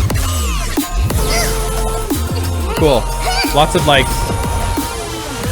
geometric stuff, maths. Rarely leads to improved results. Let's test your knowledge. No need to rush. Patience breeds success. Oh, okay, cool. Just as my calculations predicted. An interesting test. Interesting. More of like a mathematician. What I really like is seems to be a lot of references to like more Greek mathematicians, and maybe like kind of like Isaac Newton-y, Pythagoras. Even like I'm getting like Statue of David vibes from him here too. So it seems to be very academic, very scholarly, like they said. I did notice there was a quick frame here somewhere. Patience breeds success. This quick frame, it was like 2 frames, but we see I think if I remember my school right, the Pythagoras theorem, where he's like kind of plotting it out. This might actually be his ultimate, which is kind of cool. He seems to be pulling down a Greek pillar onto this character, and we're calculating the distance of this here, c, a squared plus b squared equals c squared, or whatever it was, to get the distance of this line, which is really cool. Anyway, yeah, so I'm getting like very since his name is Ratio, I'm getting very like academic mathematical vibes. So Isaac Newton, physics, math stuff, very cool, very cool. Oh. Okay. Ooh. Ooh, very creepy. Oh my god, hello. Okay. Cards, huh? Maybe a fortune teller?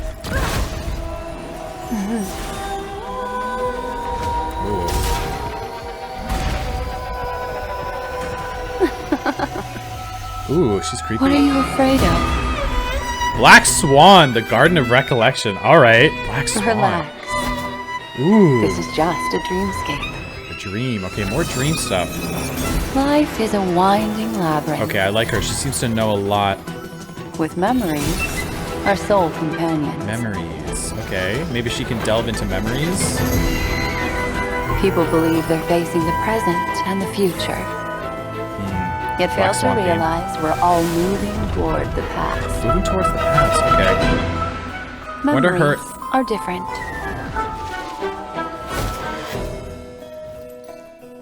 There's more than one destiny to choose from. Yeah, a lot of connections with her in Kafka's trailer. Talking about destiny. The road ahead is visible. Interesting. Open your eyes. The road ahead is your visible. Fears. How else will you find the answer? There might be death. Oh! Or another price to pay. Another price. Interesting. But fear not. Unless I erase them, Swan. you won't forget. Whoa. Okay, so she can erase memories. That's very interesting. A lot of implications here. First of all, just a sick character. I love the Black Swan themes. When you think of Black Swan, you think of the movie The Black Swan, like the 2010 movie. I think it came out 2010. But a Black Swan person, there's also another meaning to it. Maybe it's the same movie meaning as the movie. Haven't seen the movie in a while. But a Black Swan is like a person that defies expectation or defies what is expected to happen. That would be like a Black Swan. Think about seeing a Black Swan in real life, right? You're like, whoa, I didn't expect that. Swans are supposed to be white. This one's black. I don't know. Maybe that's where it came from. But she seems to know a lot about the past. So maybe she can see into the future in a certain way, or she knows where this is going to go because she has like some sort of collection or sort of like memory collection of the past or something. She seems really interesting. She says the road ahead is visible. Open your eyes and face your fears. So it's almost like gleaming into the future is like maybe terrifying. The true future of what is going to happen is probably very scary. I don't know. This is super cool. This also has a lot of cool implications. She seems to have a similar view of this world, maybe in the way that Kafka does.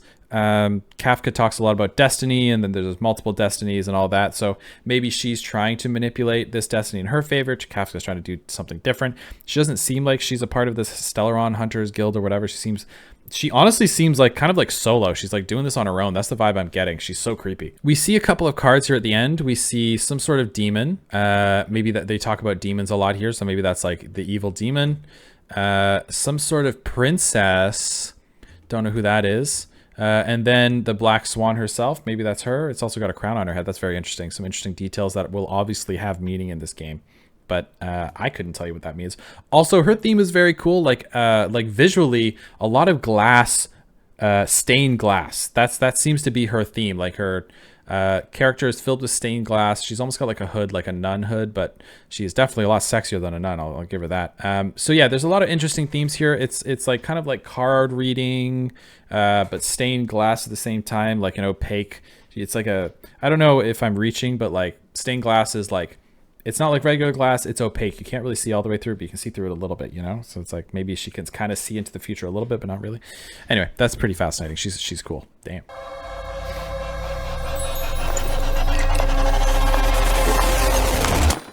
Oh! Oh, right off the bat. Oh, this is gonna be a crazy one. I could sense right now. Ooh. Okay. Big Joker vibes here. Getting like kind of like crazy Joker vibes. Oh. There's only one bullet left. Wanna play a game? I like that she's shooting herself. Like that's kind of like psychotic. Yo, Sparkle, Mask Fools. Yeah, kind of Jokery themed, like Harlequin themed. Oh my god, these animations are great. So what? Let me tell you what foolishness is. Woo! Oh my god, she's playing Russian roulette with herself. Oh, it's not happening. This is crazy. What is a fool? Knowing when to act What is a fool knowing when to act foolish? Act foolish. Okay, she knows something too. Now? What is elation? Elation. Me. I am elation.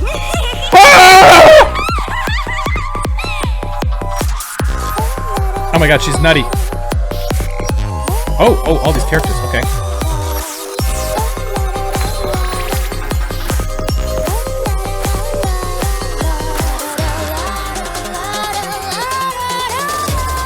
I'm loving all the masks. Like, she wears all these masks. Maybe, like, she's got, like, multiple personality disorder. Oh, yeah. Yeah. Oh, what is going on here, ladies? Were you scared just now? I love that line about where she says the fool is pretending essentially that you're an idiot, right? You pretend that you don't know anything, which is distracting. So she's obviously got an ulterior motive. She is pretending to be something. She's pretending to be the fool. She's probably pretending to be like a little crazy as a distraction to really what she wants. We don't know what she wants, but something about elation. She says, let me tell you what foolishness is. Foolishness is acting like smart, like pretending to be smart like you do, right? That's stupid. So it's almost like if you want to get anywhere, like acting smart isn't the way to do it. You have to almost like pretend like if you're a smart person, if you pretend you're a fool, that's how you're going to get stuff done. I love the theme of the mask, especially like, I think it's a kitsune mask. Kitsune, obviously Japanese culture, represent mischief. Her having the mask and having like multiple masks on her sort of shows like, you know, represents she's hiding something. She's hiding something, like maybe her true self, whatever. Very, very interesting. Also, this animation was just absolutely unhinged the entire time. Here's something interesting when she says, what is elation? Like, I am elation. Elation, like to be elated is like an extreme level of happiness. Like elated, to be elated is like overcome with happiness. It's almost like psychotic. Like to be elated is like an overwhelming sense of happiness. So maybe she thinks she is not godlike, but there's something here. There's something. She's pretty cray-cray, isn't she? I really like her. I'm liking this theme of like dual self, all these like personalities that she basically is cycling through. She's dancing around on the masks. Like each character all has a different personality and a different purpose. So maybe it's like she's using all of these masks to get what she wants. But what she wants, we don't know. To become elation, maybe? Is that a god? We don't know. They talked about permanence. So maybe elation is something else. I'm not sure. Fascinating. Good morning, good afternoon, and good evening, Penteco. The Charmony Festival is here, and guests from all walks of life Charmony? More updates right after the break. Okay. Apply your color. Apply your color. Okay. All right. Oh, this is gonna go hard. This is gonna go so hard. Was that Sparkle?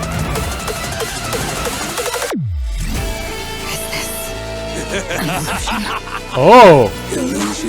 His blade! Is this an illusion? Okay, interesting. Dusk's reign, it too shall fall. Woo!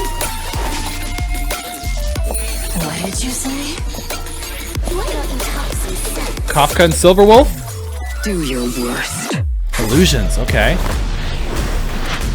Our Yo. existence is fleeting as dawn's dew. Oh, 2D! Oh, we got 2D! Oblivion.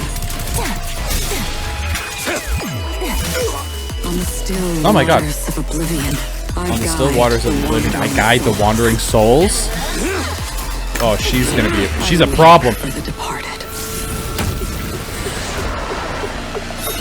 Oh! The gleam of old blades. The gleam? Oh my god, what is she talking about?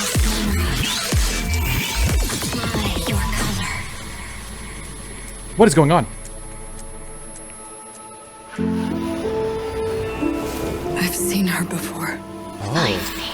Find me. Find me. Your end, my origin. Your end, my origin. Okay, it's the same person, perhaps. All that is past. Oh my god! Okay, she's aura farming. Annihility. Just like tears. Eventually disappear in the rain. Oh! nowhere to go. Oh!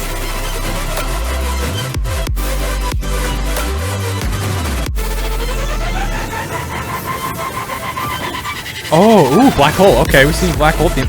Wow!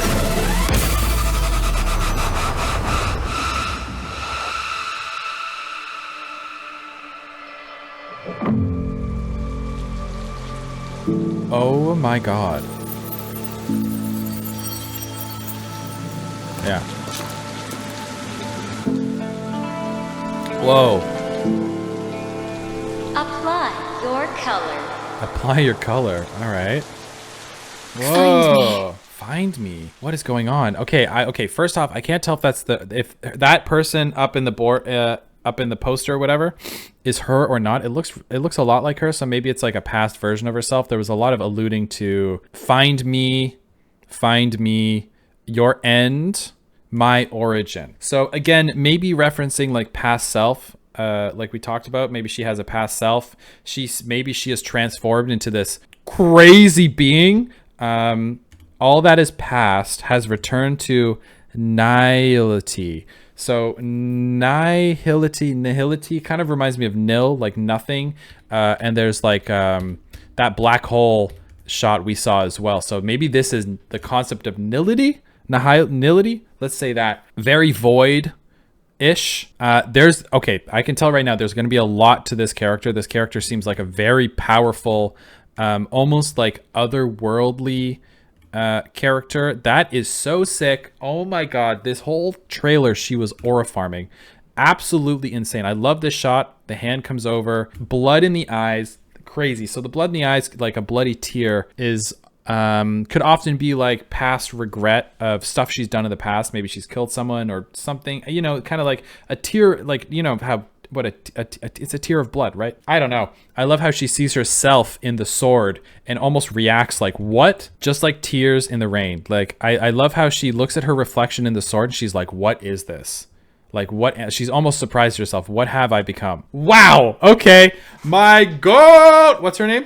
I didn't even see her name. Archeron, something like that. Archeron, kind of like Archon from Genshin Impact. I don't think she's a god necessarily, but wow, this whole trailer was absolutely insane. They cranked it up a notch. So we see Blade, Silverwolf, and Kafka. She seems to know them, and she was also like kind of like upset and shocked when she saw Blade. So maybe it is an illusion. One thing I do think, here's my theory, they do have these like ripples over them and like pink ripples, and we did see a couple of Kitsune masks like falling or like around the area, so I'm assuming this is Sparkle's doing. Sparkle's up to no good. Also, I love whatever this world is. It seems to be like a twisted, distorted version of this world. Like we have like this building is bent at a very strange angle. I don't know if that's just this city is like this. They mentioned the name of the city at the beginning of with the P.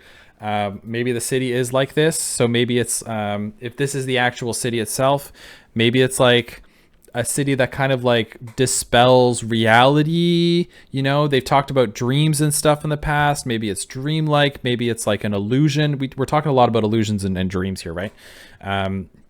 So that I think that's woo! Wow.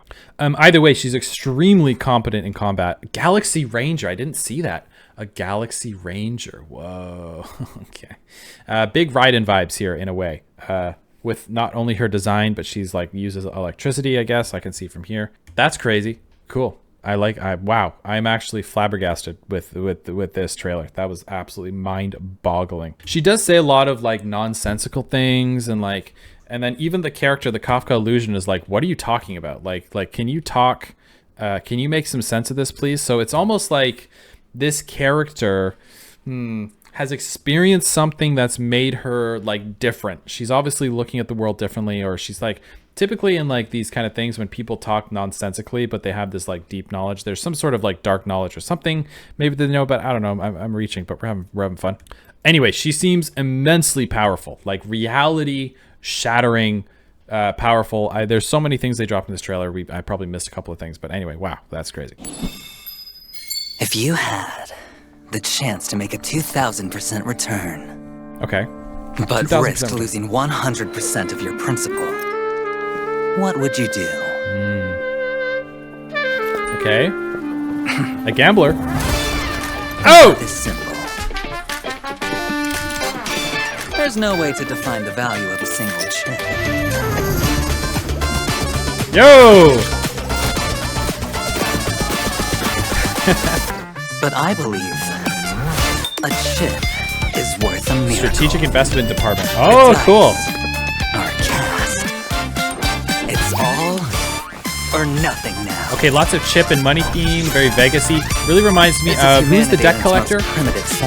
They probably work maybe for the same business, but they're in different departments. Quite dull if it were just an unending series of wins, wouldn't it? So he likes the risk too. He doesn't just want to win, he wants to have a good game. He wants to have fun with it. He wants to feel the risk. He wants to do something not knowing if he's going to win or not. Are you brave or foolish? Let's raise the stakes. Okay. The wager will be life and death. And the Life and death. prize, everything. He's a true gambler. There seems to be a slight misunderstanding, my friend. Wow, these transitions are wild. At this table, you are the challenger. Oh! He beat the house!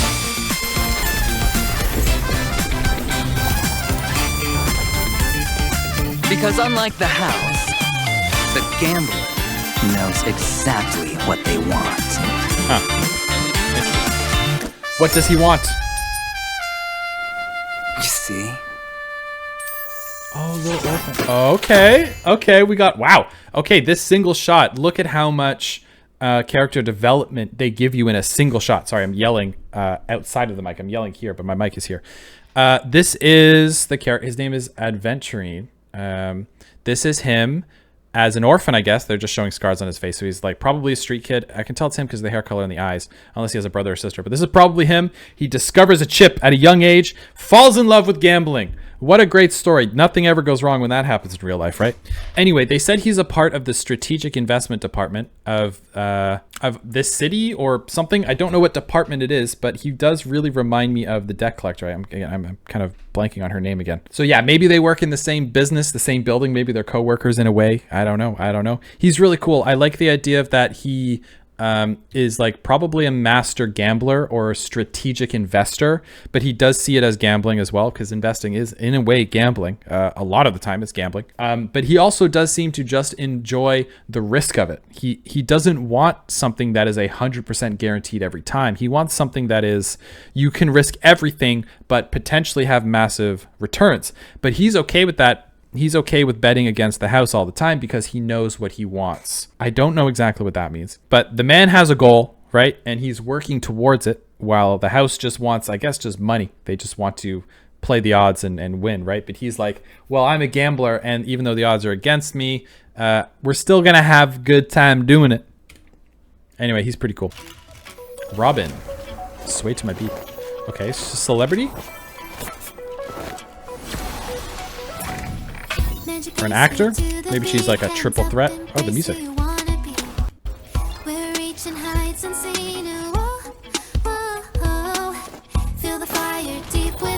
Oh, she's cute.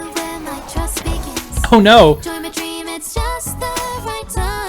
Marilyn Monroe shot there. Okay, oh, bit of darkness. Bit of darkness to this character. Okay, we got a bird in a cage. In a gilded cage, trapped.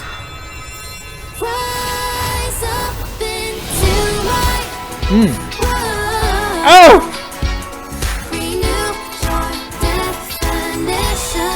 What a cutie.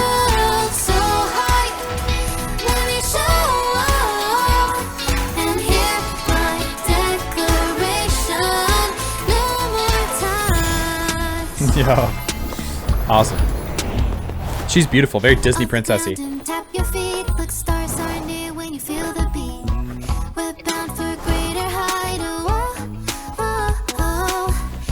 I love that her outer appearance is so cheerful and she brings so much joy to people, but deep down inside, she's probably trapped, right? She feels trapped, like maybe she's trapped in this role. Maybe there's like a higher up company holding her here. We don't know. So that's cool.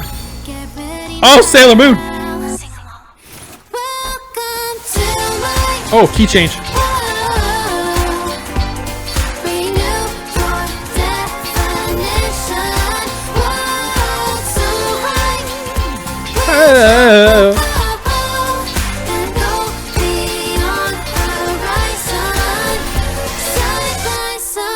Wow. I love the angel theme.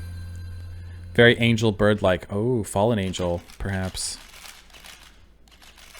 Oh, interesting. Okay, I like her a lot. Her name's Robin. Obviously, we have like a bird trapped in a cage kind of thing. Look, she's got 200 million, nope, 20 million likes. I don't know what that number is. She's obviously a very, very popular celebrity singer. There's lots of like paparazzi shots in the beginning. She's always under the watchful eye of the paparazzi. So she's cute. She obviously has like a problem where she feels trapped, or she is physically trapped. And she sings a lot about freedom and being yourself and to trust yourself and all that stuff. So I think that's absolutely fascinating. I love this shot here of all these people filming her, but she's got a bit of sadness to her eyes. Oh, Robin. We like her. We like her. She's a good person. I can tell. She's a good person. She's invited to the cookout. Jade, spokesperson for the IPC Strategic Investment Department, responded. Okay. This is a big deal, cowboy. The Strategic Investment Department again. How big? All right, cowboy. Big enough. I can see. The Inter-Astral Peace Commission. As soon as possible. Yo! It's kind of sexy. Dangerous. Well, Butch. Dangerous for who? Dangerous for who? God damn it! Dang, damn it! Dangerous for who? Bring it on, baby. Bang, bang. Kick.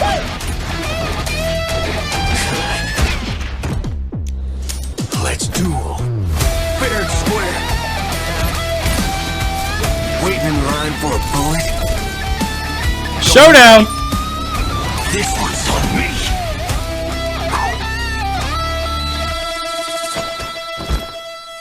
Here, I'll give you a chance. Aim here.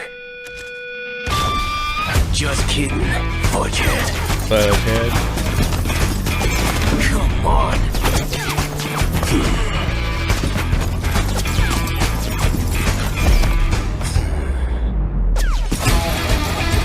Oh, he's dancing. Oh, hello. Who's that? Hello. Forking spirit.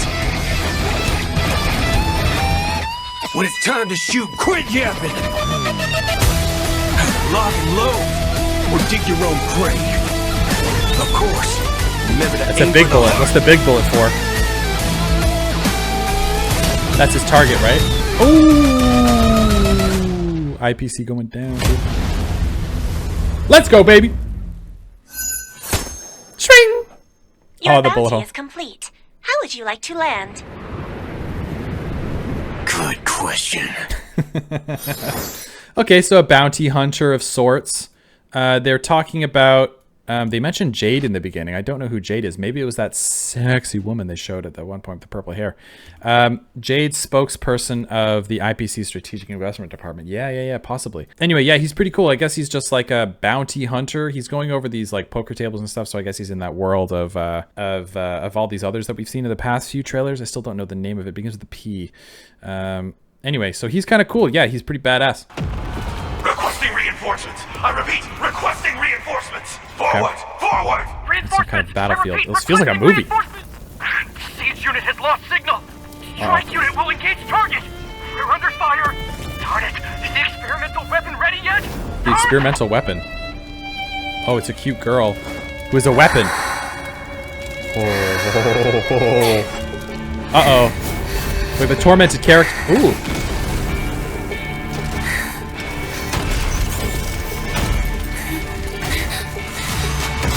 Unfortunately, I was also born a weapon. She to be empathizes. destroyed. It's our destiny! To be destroyed is our destiny? Woo! Oh, mech girl! Oh no! Oh no, new favorite kit. My goal! Oh no! Oh my god!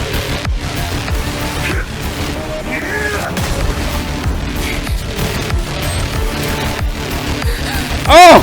Oh my god, the action is sick.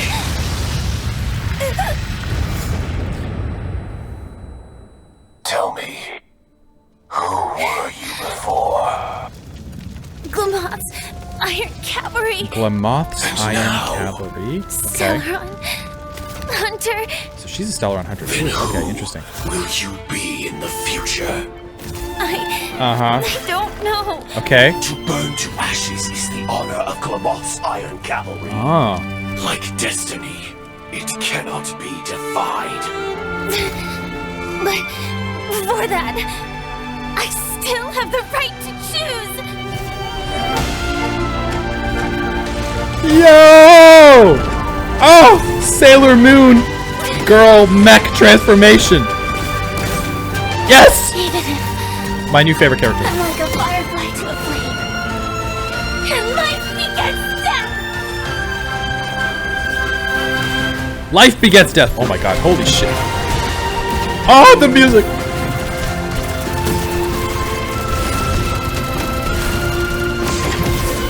Yo! Oh my god! I'm coughing, so I'm yelling so loud. Wow. I will be a firefly and live for myself until I die. And burn to ashes.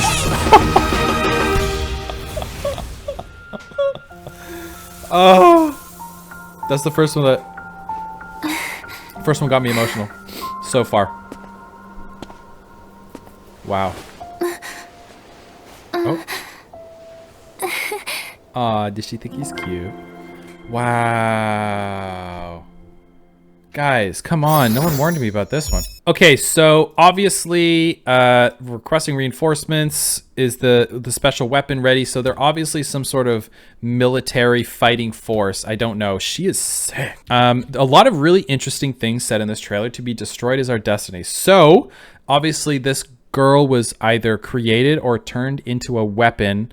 And then they talked about like Glamoth burning in the great ashes of victory or whatever. So it's implied here that this faction or whatever, it's destined to be destroyed and to die and whatever, to die in glorious battle. That's the idea. So I guess this character, what I find really fascinating about this character is that she's being asked, maybe by this robot itself, like what he basically says, who were you before? I was a part of the Glamoth's Iron Cavalry. That is a badass name, by the way. So the Iron Cavalry, maybe they are these mech fighters. I don't know who or what Glamoth is. And now she is a Stellaron Hunter, so she's joined the Stellaron Hunters. I don't know if she's on Kafka's side or they're all Stellaron Hunters. Like maybe all the people. I don't know. That kind of breaks it wide open. But then he asks, who will you be? So we're also once again talking about the theme of past life, regrets, whatever. And future selves, like who do you want to be if you truly allow you to be? In the future, who are you going to be if you're not going to burn up and die, if you reject this lifestyle, basically? Who are you going to be in the future? Who do you want to be? What do you see for yourself? How do you want to live your life? She says, I don't know, right? We get a lot of shots of like, is that Kafka? That might actually be Kafka holding out her hand. So she does have this, maybe Kafka actually does have this girl in her pocket showing her a new life. So I thought Kafka was like a pure bad guy, but probably, of course, like every other character, probably not. Very cool, very Evangelion kind of vibe. Like these kids are like forced to basically like fight for the adults. That's super interesting. So it's almost like, if your destiny is to die and then suddenly you're released from that, or if eventually you are going to die anyway, eventually, how do you want to live your life? If you know you're going to die, you're on a timer, like this clock here, like, or this hourglass, like what do you want to do? What are you going to do with your life? That was beautiful, like actually beautiful. This whole action sequence was absolutely insane. This was absolutely insane from an animation standpoint. Super flashy. I love it. I love big flashy animation. Life begets death. Life comes before death. You got to live life, right? There is life. You can live. I love that. I did get emotional about that. Something about her like reclaiming her future and then turning into almost like this beautiful version of herself, like, and accepting that is so beautiful. I do like the idea of like the word of Glamoth. There's obviously moth in there, like a moth to a flame, right? Like moths will always go towards the light. I don't know if that's like a good thing necessarily in this context. Oh, Jesus Christ, this Iron Cavalry sounds a little dark if you ask me. Jade trailer. Okay, we're gonna see who Jade is. Has anyone told you? Where there's a will. Woo! It was her! Okay, Jade. Okay. Can also bring death. So she's the head of the debt collections or the in strategic investments, right? Yo! You naughty child. It's not me. Where are they? Oh no, they gave her a whip. Guys, come on. Come on.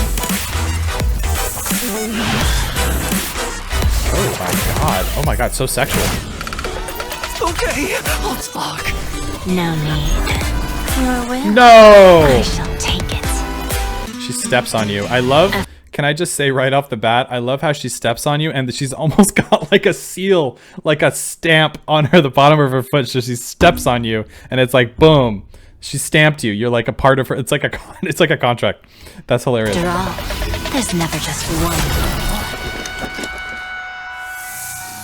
The quantity's not bad, but the quality is lacking. Snake. I like it's like a boa constrictor snake, so it's like. Shh, you woke it up? Woke what up? Oh! Oh my god, she's scary.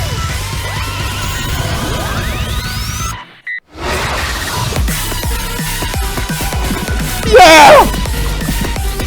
Whoa!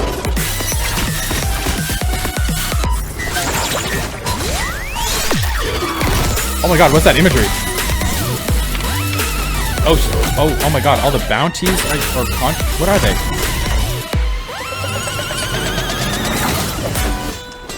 Once a will is ignited, it will spark even more desires.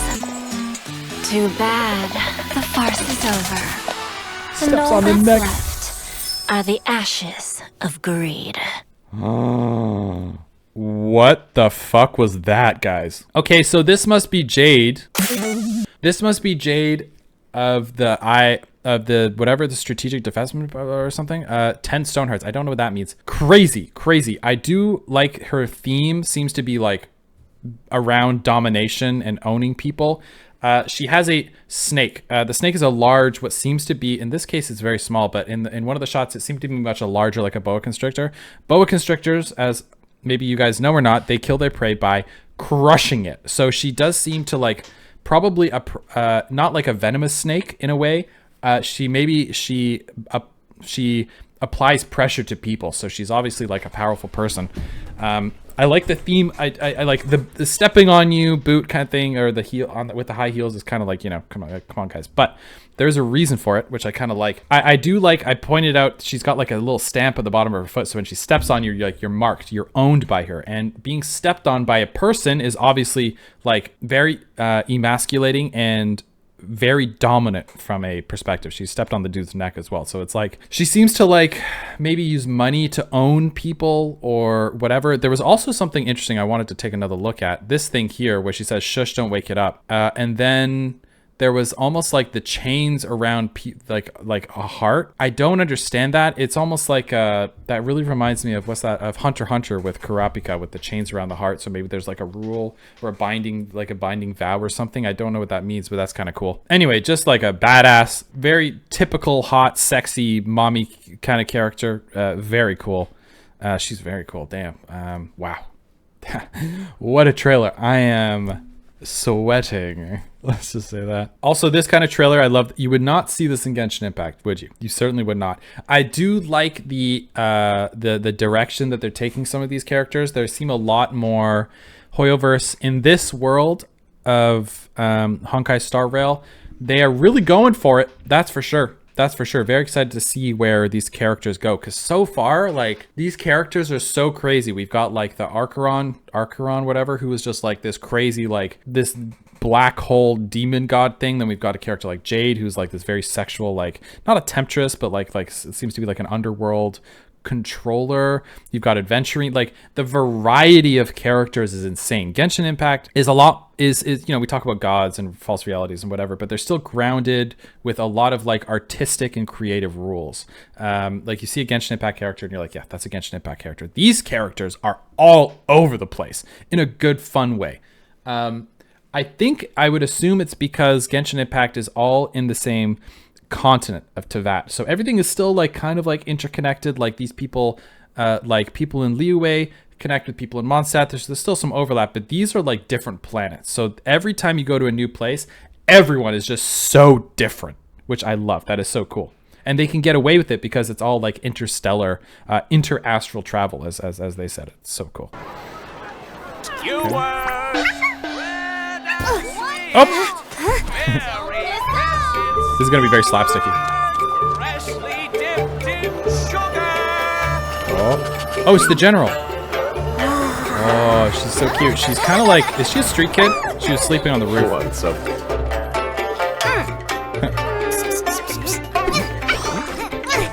Darn you!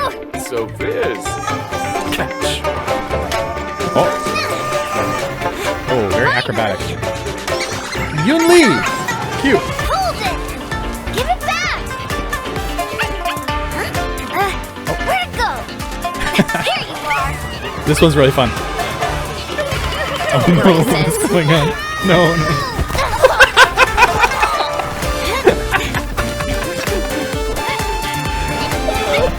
Oh my god, that was beautiful.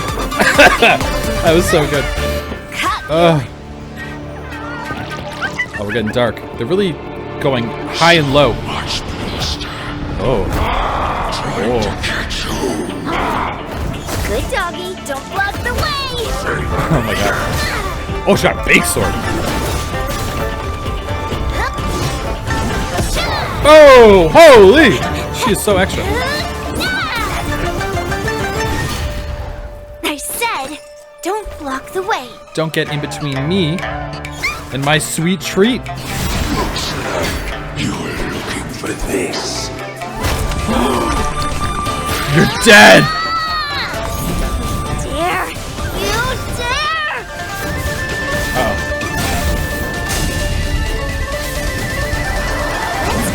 Woo!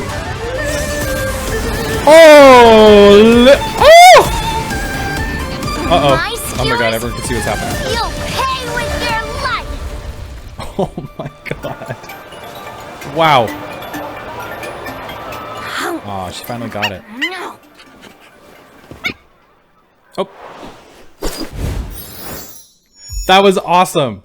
Okay, one thing I want to point out. She wakes up on the roof and then she goes to the general and he's like, "You want it? Go get it." And he throws it. Okay, so this guy is so calculating, right? This guy is so calculating. Do you think, maybe just a crazy theory here, do you think he did it on purpose so she would go down into that underground? Like he knew that was going to happen and he knew she was going to absolutely dunk on these wolf things? Did you know that? He was like, maybe, we do have a little problem with the local wolf, chained wolf population. Maybe if I just, move a few things around, she'll go take care of that for me. So I like that. Maybe that's true. Maybe it's just pure coincidence. I don't know. That's just fun to think about. Anyway, she seems to be some sort of street character, but first I want to go check out possibly the funniest thing I've ever seen in my life. Again, one more time here. Yeah. Here you are. Okay, so we're performing some sort of trick here. I don't know who this character is, but I love it. She's shaking. She's so nervous. That is so funny. And she's like, "Don't worry, we're gonna be. You're good." Wait, was this the character also in the Ghost Mr. Tail trailer as well? The ghost girl. She looks similar because she also had a bit of like she was running around like in a comedic way as well. So she's pretty funny, big if true. And then she takes the hammer. Boom! This girl comes in out of nowhere. Look at this shot. The foot with the hammer in the background. That is so funny. And oh, the hands shoot up. Boom! And she's just standing there. Her soul leaves her body. And the hammer slides out of the hand. I didn't even notice that. Oh my god, that is hilarious. I'm literally crying laughing. One thing they do on purpose here when you're doing comedy also, right? If something funny happens, right? They have something hilarious happen and the timing of this, the way they did the animation is great. So boom, absolutely hilarious. And they have a few moments of her running through the streets so you can sit there and laugh. Like not a lot is going on in this scene so you can sit back and like appreciate the funny thing that just happened because after you get a good chance to laugh and catch your breath, right? You're still laughing. Oh my God, that was hilarious. Suddenly we're in the underground. So they give you a moment to laugh, appreciate it, and then catch your breath so you can really focus on what's happening in this scene because this is another big story beat that they want you to be paying attention to. If suddenly she's teleported in the underground and you're still laughing, and then you're like, you pay attention to the animation, you're like, whoa, now we're in the underground. What's happening, right? So they do that on purpose. Anyway, that's awesome. She has a giant sword. I don't know why. She has a giant sword. I'm not complaining. That was pretty cool. Also, I just want to say, I know we're pretty far into this. We actually have a while to go. This video is going to be a lot longer than I think. I didn't realize I had the ability to record these videos that are so damn long. Anyway, thank you for so much love on the previous videos we did. We've been reacting to a lot of Genshin Impact stuff, but I noticed it's not like I'm getting bored of it, but there's so much more of these other stories that I want to get into, and I've noticed that like a lot of you guys are asking for, okay, please do Honkai Star Rail now. Honkai Star Rail. You got to do it. So I'm going to start dipping my toes into these other games slowly as well. We're going to keep going with all the Genshin Impact content. There's I've bookmarked a lot of creator videos they've done like some deep dives on lore and stuff, and I'm really interested in reacting to some of that with you guys. Maybe we do it on stream. I know I've been saying stream. I'm making a Twitch page as we speak. I could do it on YouTube as well. I don't know. If you guys are interested in that kind of stuff, I'll announce it when if it's ready. My life is still a little crazy right now. Like I said, I just got engaged, and we're still like, we're having a week where we're just enjoying that, and we've got work, and then I'm treating this as a full-time job as well. So my life is just a mess right now, in a great way. So I just want to say thank you so much for all the love on the Genshin Impact videos. You guys are awesome. I've said this every video, but you guys are fucking fantastic. The amount of love and care you have for your game is like, I can feel it through the screen when I'm reading all your comments, because people even like correct me, being like, no, you idiot. But I get it. It's because you love your game. I get it. That's cool. Keep all the corrections and whatever coming. Some people are straight up spoiling things in comments for me, so please don't do that if you can avoid it. I don't read the comments. Like if there's too many spoilers in comments, I'm gonna have to stop reading comments. I don't want to do that.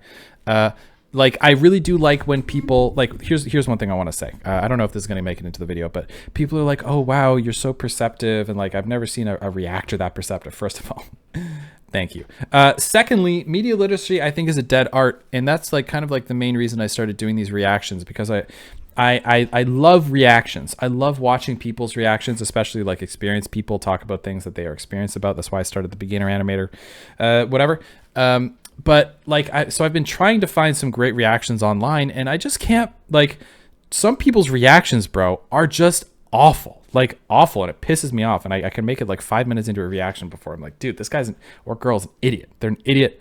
And they're just going, whoa, that's crazy. So, to each their own. I'm sure people love certain reactions like that. But like, anyway, what I'm trying to say is I'm not as perceptive as some people think. Like a lot of the time, like you guys are also telling me in the comments if I'm hot or cold on these theories. Like you guys are really good with not giving away everything, but like sometimes like, I'm coming up with like a crazy theory. Then the next video you guys will be like, oh, you were surprisingly close. So I'll be like, okay, I can kind of like drill down into that theory a little bit, right? So it's all, it's not like... Also, Hoyoverse is like, if you watch the trailers and actually pay attention to them, it's kind of obvious, right? With what they're trying to tell you, because they're just character teasers. Like they want you to understand the characters and understand what's going on so you can get into the story. So like, I do think media literacy is a muscle that you have to learn how to flex. It is a lost art, I think, but you get good at it. If anyone's wondering how I can connect dots and stuff, just become a creative person. Learn an instrument. You'll be surprised at how much learning an instrument or a craft will help you understand why, surprisingly, what a surprise, why people make things. So if you start making things, you can understand why other people make things, right? Anyway, that's my little rant there. That's it. Anyway, appreciate you guys. I always, as always, appreciate you guys. Thank you for all the love. We'll work on that. Ooh. Food. I think those were a couple of real shots, which was very cool. Raw ingredients. Yeah. That's fun. Seasoning. What are you doing here? Exposing fake healers. Fragrance. Exposing fake healers. As the saying goes, ooh, food is medicine. Yum! Cooking is akin to making medicine. Yeah, agreed. Eat freely and don't hold back. Please, do me the honor of tasting and offering your thoughts. Looks like a... It's so fancy. Looks like he cooks a lot of spicy food. Steak possibly have. Allow you to run faster. Star anise. And jump higher. Is and I'll have another plate. Eat to your heart's content. This is just a small matter. No need to put on an act. What about this hot pot? Yum! Oh my god, I want hot pot. While it might come off as a bit arrogant, when it comes to healing, it's quite effective for treating a great assortment of pains. Limb paralysis, insomnia, and overactive dreams. It indeed has miraculous effects. Okay.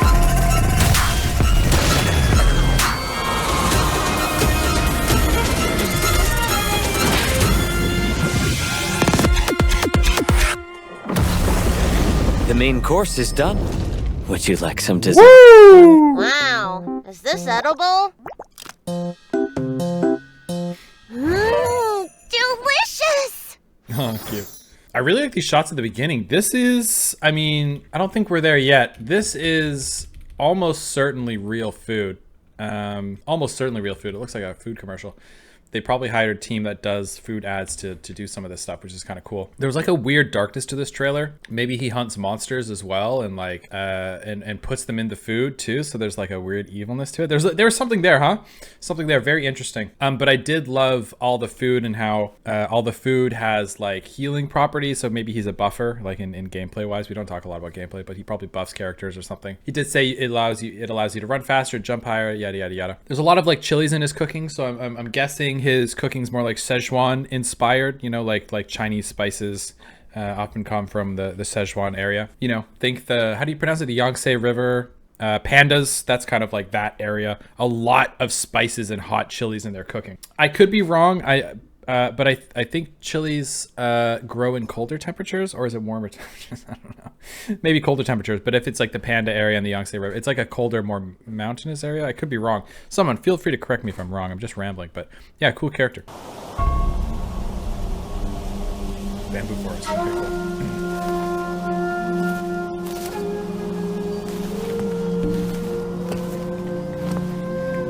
Which kind of reminds me of Oh! Here we go. Okay. Okay. Some kung fu influences here. The general. Boom! Dude, this is so kung fu coded. Fighting with the table, the chopsticks. Keeping the bottle of wine balanced. Feijiao! Oh my god! Uh-oh. Uh-oh. New favorite character. Ooh, the music's getting a little drunk as well.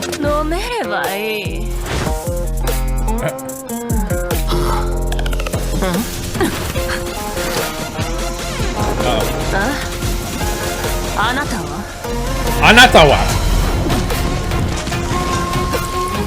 Oh my god, she is not to be trifled with, huh?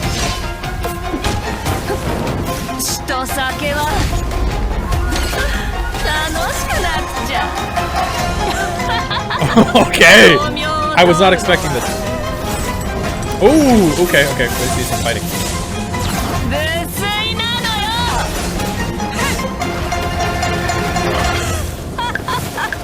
Whoa!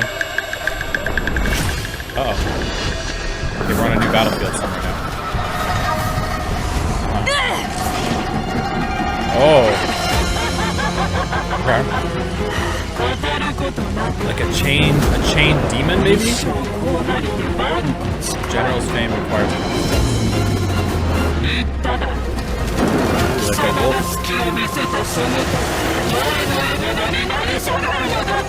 Oh, she's got an internal wolf demon. Naruto.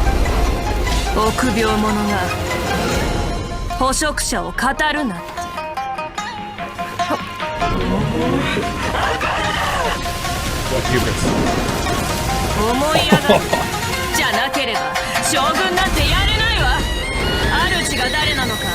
Oh! Merlin's Claw of the Shanzhou Yao Ching. Merlin's Claw, that's sick.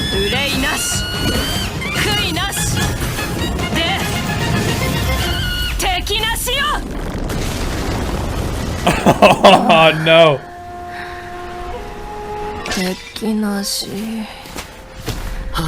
He's like, oh, not again. 飲めば大暴れか。勘弁して Whoa! くれ。 Whoa. Very cool. Okay, so she clearly has some sort of like inner demon, like, you know, Naruto theme thing, like this wolf thing on the back lights up. It seems like she is so strong-willed that she's able to keep this like massive demon enchained inside of her, maybe. It sounds like she has this demon. I don't know how she's got it inside of her, but it's like wanting to come out and cause destruction. It says, the day your weaknesses are revealed, I will devour you all, or something like that. So the wolf is like always trying to get out, but it seems like she is so strong and so powerful, and she has such a strong hubris, which makes a great general, I guess. She's able to have some sort of control over it, maybe control when it comes out or not. What a cool character. My goat. My goat! I love that she starts off this conversation. I love that she starts off... I love that it starts off with the general and her, which is the general, and I guess she's also a general, because they said she was a general. Also, very kung fu start where they reach for something and they use the chopsticks to like pull it away, and then they do a bit of fighting with the table, fighting with like miscellaneous objects. Like that's kind of fun. I like the contrast of these two generals. The male general, I can't remember his name again, is very calculated, very strategic, and she seems to be very impulsive. Let's just go fight it out, and let's just go like destroy this whole place, and we'll figure out all this strategy and stuff. Also, just like an awesome, insane, aesthetically designed trailer. Like the action's insane. The way she drops the swords and whatever, it's just so good, dude. So good. Also, she's an alcoholic, which is not great, but you know, not everyone's perfect. This shot here, super cool. Super cool. What else is there to say? Absolute banger. Ooh. Alright. I can smell your worries. Oh, okay. Alright. Smell of fear. I can help you. But first...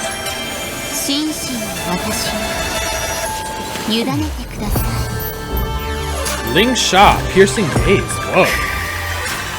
Okay, a lot of sense, maybe some hypnotic.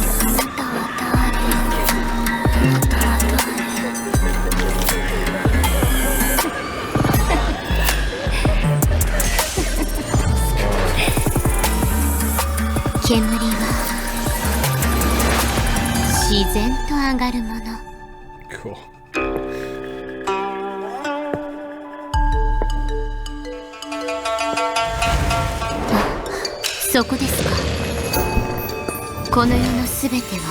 Is she in a dream world, perhaps? Reminds me of the Genshin Impact character, like the Dream Eater. Mizuki? Is that her name? It seems to be kind of similar. Matters of the heart should be treated with medicines of the heart. Oh, we found it. The source of the trauma.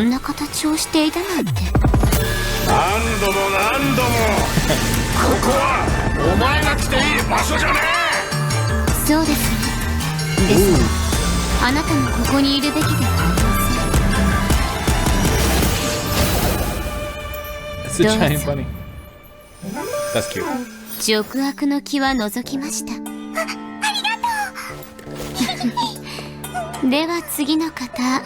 She's so adorable too. And she goes back to her friends. I think I saw Blade. Who did we see back there? Blade, don't know her, but these are the funny duo, right? And she's got a line of people. That's very cute. So she probably like uses smell or something to help people with their worries. I'm not 100% sure. Maybe she uses like maybe incense and stuff. Like it almost seemed like she puts them in like a hypnotic state with smells and then like susses out whatever the bad smell is. So that's kind of fun. Just reading the description here, I found something interesting.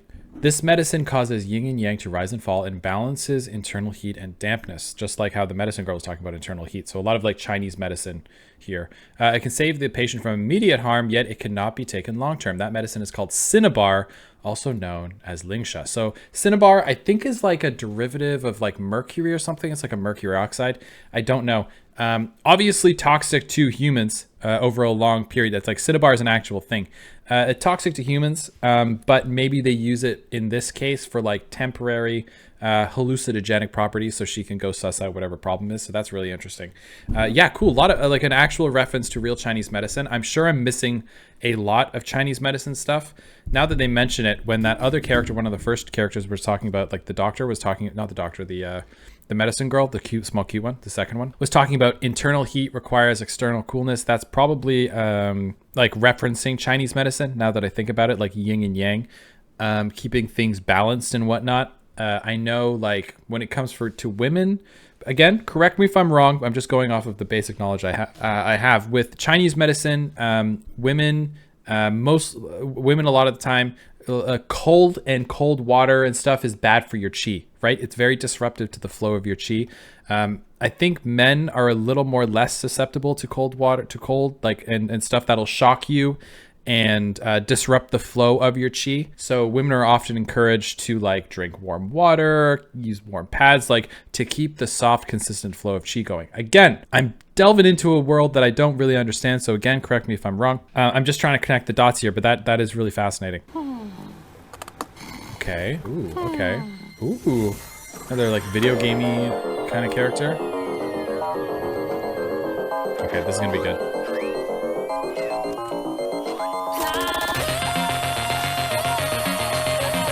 All right, this feels like a Valorant intro.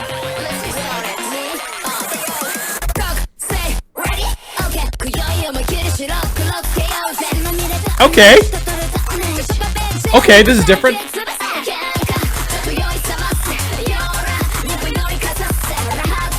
Be bedazzled by the ninja. Rappa. Oh! Oh!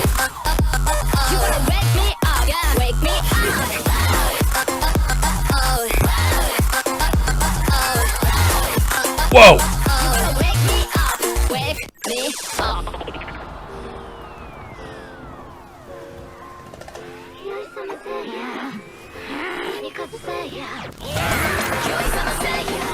Okay. Sounds like Lisa. Oh my god! Into the Spider-Verse!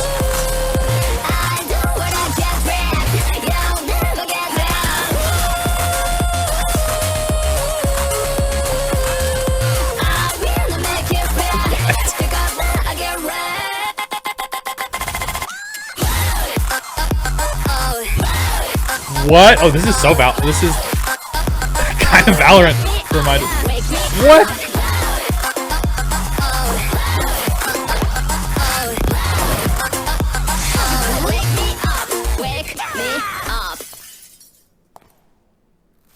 What the hell was that? Okay, that was out of left field.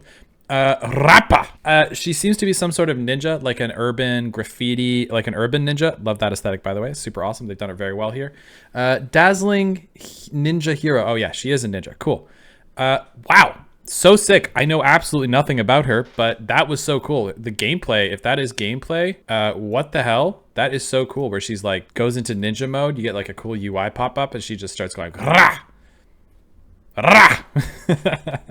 Crazy. Wow, she's out there, dude. That is actually insane. They've even got the ping, the frames, and then your packet loss 2 up there. That's just a fun little detail they didn't need to add, but they got. Oh, they also have a map marker. Is this referencing Valorant? I don't actually know. I haven't played a lot of Valorant. I did want to react to some of the Valorant character demos or the intros or whatever, because apparently they're very good.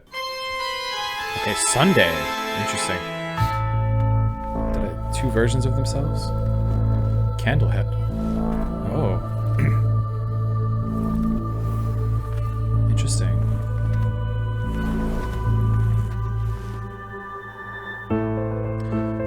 More yin and yang symbolism.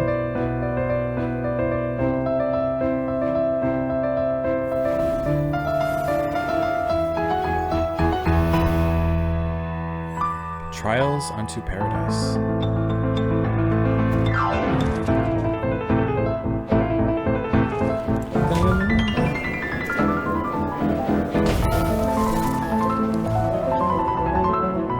Wow. 2D animation.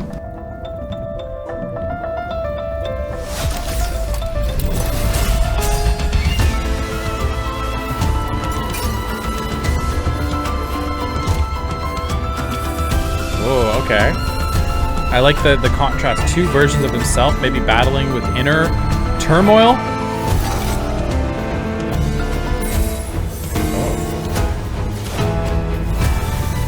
Whoa! Oh, that's gorgeous.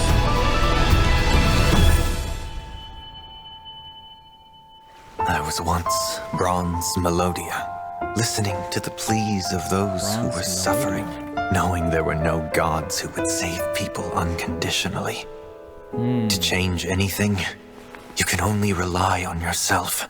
I will overcome the thorns. I have heard the call.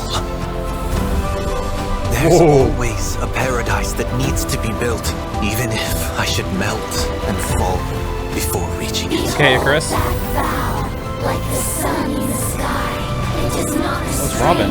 Are they related? They look kind of similar. May this arduous journey of ours lead us starward. Oh, that gave me chills. Very cool. Yeah. A lot of like, I don't know if that is like a clone or if there's two versions of him. I don't know, but like every time you see two versions of them, of these characters, there's always like an inner battle, an inner struggle. And it looks like Robin's at the end here too. I don't know what the deal with that is. Like she is like stuck in a cage, maybe metaphorically, maybe he's trying to save her.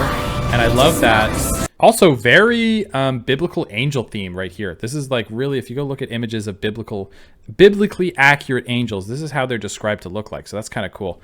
I love how when he reaches towards her, the act of reaching towards her seems to like dissolve her. So maybe it's like there's like a risk of like destroying her if he goes to try and save her. I don't know what that's about. Is there anything else you want to do? Is there anything else you want to do? Fugue trailer, okay.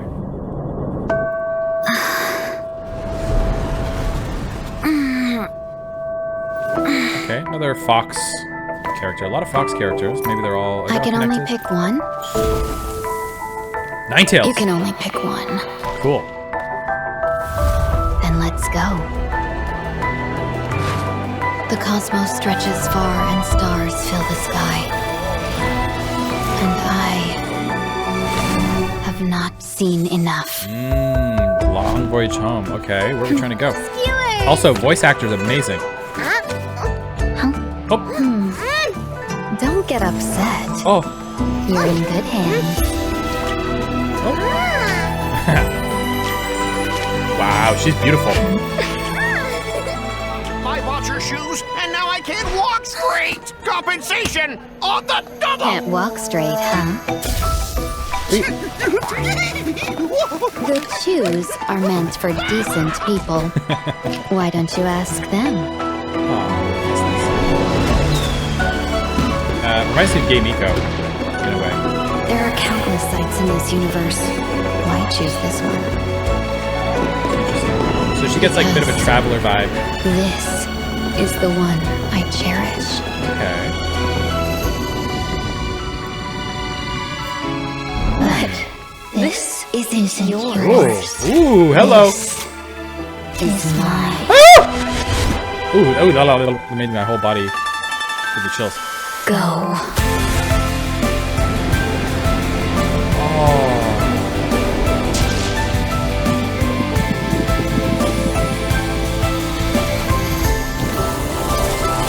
Lots of rebirth symbolism. Wow! Wow!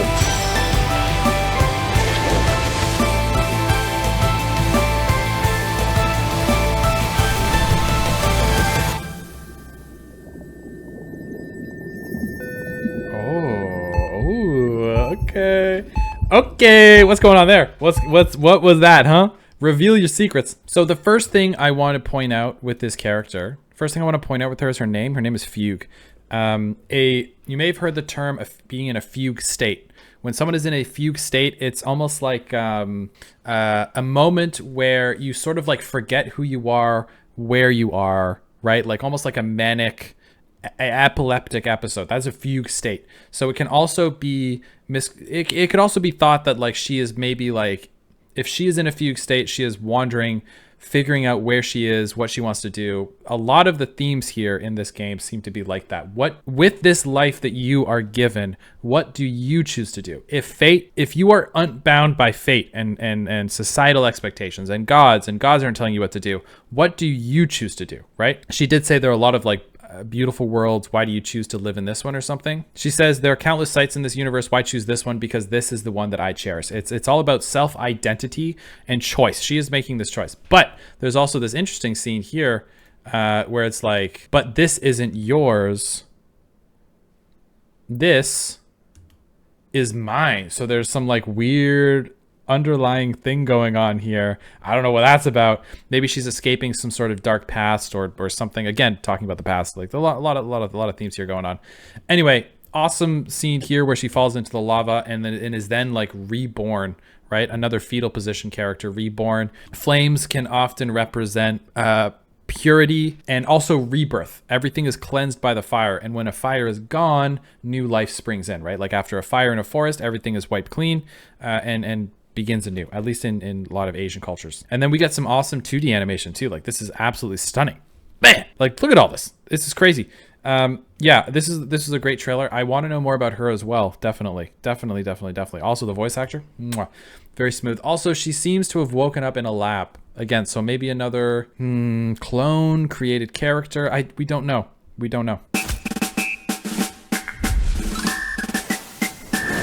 Okay. Oh. Thank you for Trippy. making time in your busy schedules to gather here.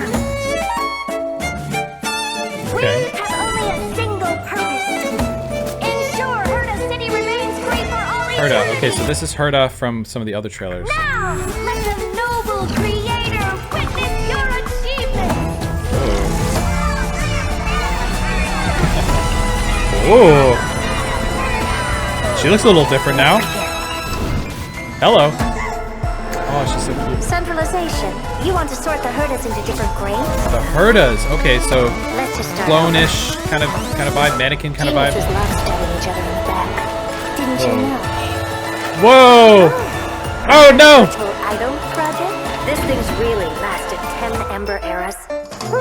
Maybe by optimizing it. No copyright? Next! In this circus now! Everyone! That Madam Herda is a fake! Fake? Oh no. Haven't any of you noticed? Which is the real one? Style is totally different from ours! It's true!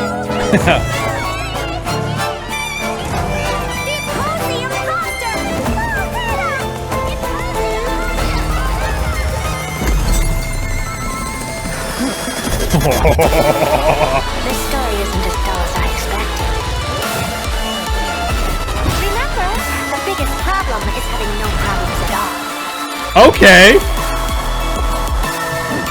Come on, create some more problems with me.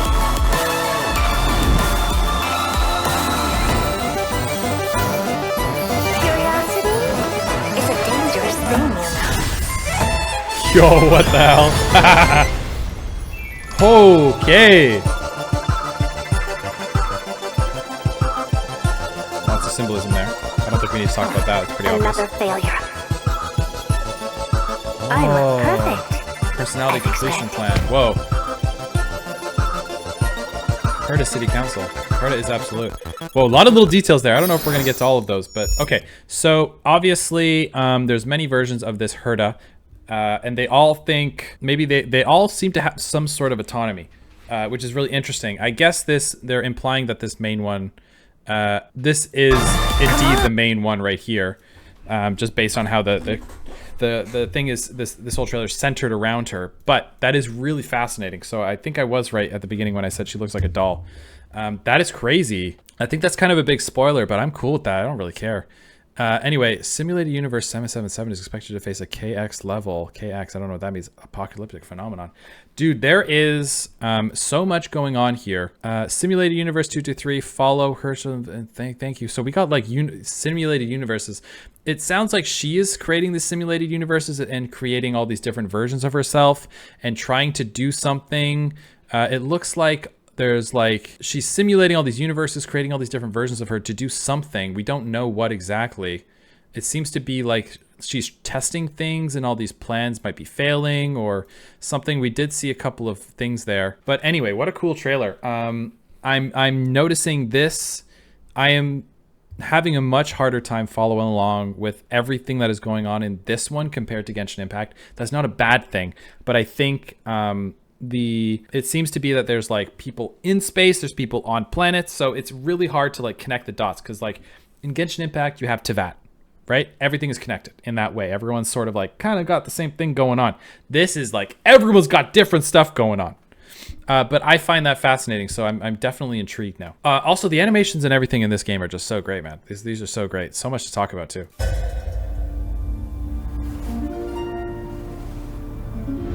Okay. A perpetual motion machine? Maybe a creator of some What a beautiful sorts? morning. Time for my perfect master to start her immaculate day. As a connoisseur, Okay. she speaks her mind. Perfect. As an overseer, she keeps her word. No. And as an artist, she pursues the superlative. Though occasionally, she can be somewhat impulsive. Won't you dance with me? Those gorgeous steps. Her graceful bearing. Yet some insensitive brute always seeks to interrupt the irreplaceable moment. No matter, of course. She's very pretty. My master has everything under control.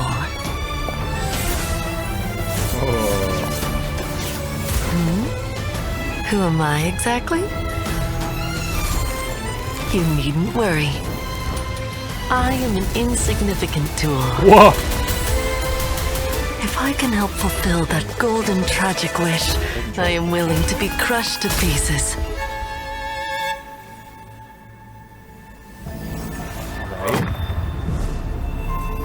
Adorned in splendor, bathe in gold. Time to cut fate's thread. Interesting accent. Die for me. Garment maker. Garment maker. As you wish. Oh, cool.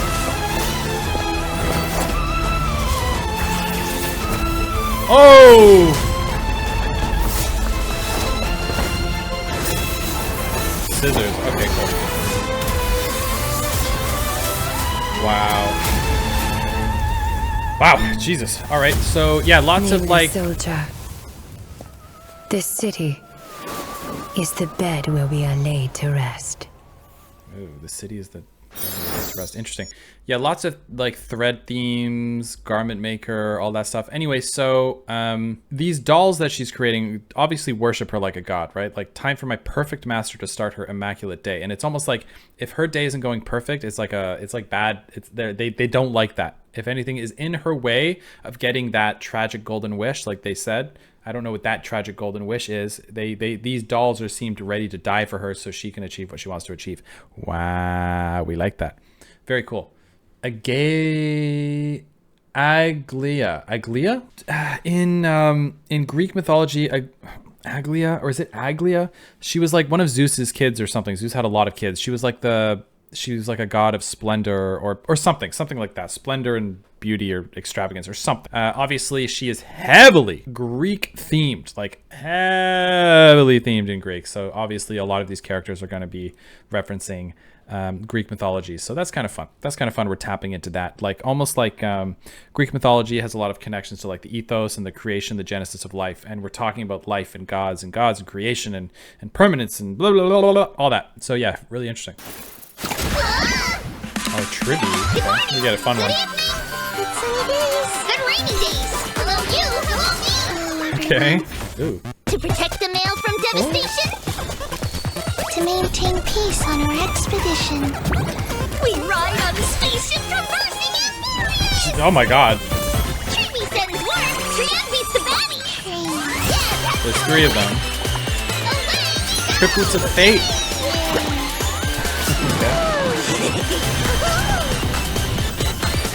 Whoa, okay.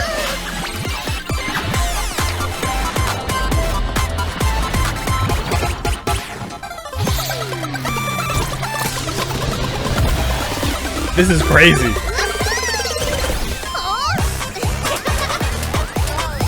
I love it. It's like Mario Kart music. Rainbow Road. This is so sick.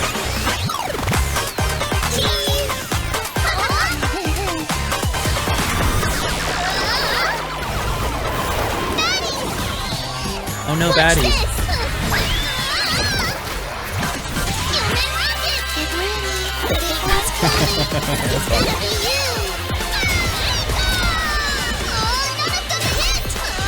This is crazy.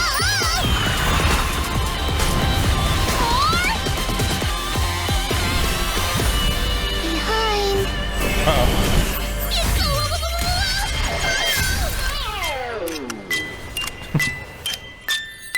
Oh no.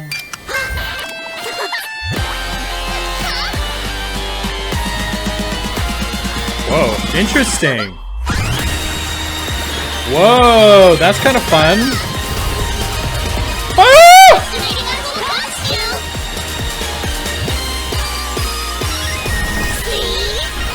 Whoa, cool. That was crazy. Okay, wow. You have a secret message. Come get it. That's cute. They're cute. Okay, so it's like the three, I'm guessing they're sort of like the triplets of fate. It might be representing the fates from Greek mythology, the fates who weave the threads of prophecy and destiny. They create fate and destiny, whatever. So that is kind of interesting how at the end here, they're like, oh no, it's over. We're doomed, right? And then it looks like they join hands and almost like rewrite the fabric of reality. They're like, they go through a couple of options, like slingshotting them away. Like, can we do this? Can we, and then like reality changes. And then they come up with this idea. Let's just create a giant fucking rocket out of thin air. They're insane. So that's kind of cool. Maybe they are referencing the fates, which is interesting because they're also connected to Agi as well, who has also got a lot of threads. So maybe the threads of fates and her golden wish, it's all tied together, possibly. Very cool. Also, everyone's wearing like Greco-Roman and Greek stuff. That's really cool. There's also a tree here. I don't know what that's about, but yeah, really cool characters. Super interesting. A lot more to them than meets the eye for sure. Especially with their whole reality warping thing that it looks like they're doing. I mean, correct me if I'm wrong. My day, the Wrath of Man. Uh-oh. We just had a really light one, so this one's gonna be dark. Woo! All right. It is time. Yeah! Please tell me that's his voice acting. Make your choice. Okay, very berserk.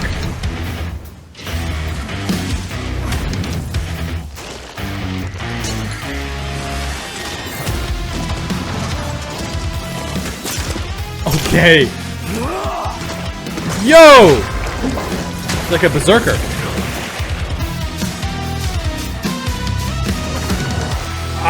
Oh my god.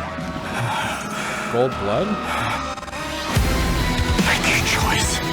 The last prince?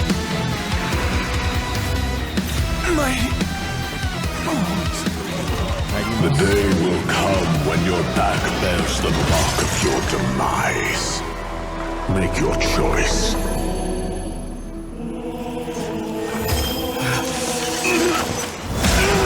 Whoa!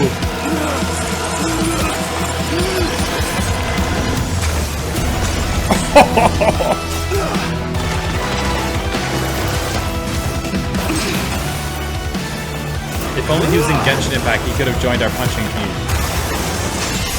Holy shit! Oh!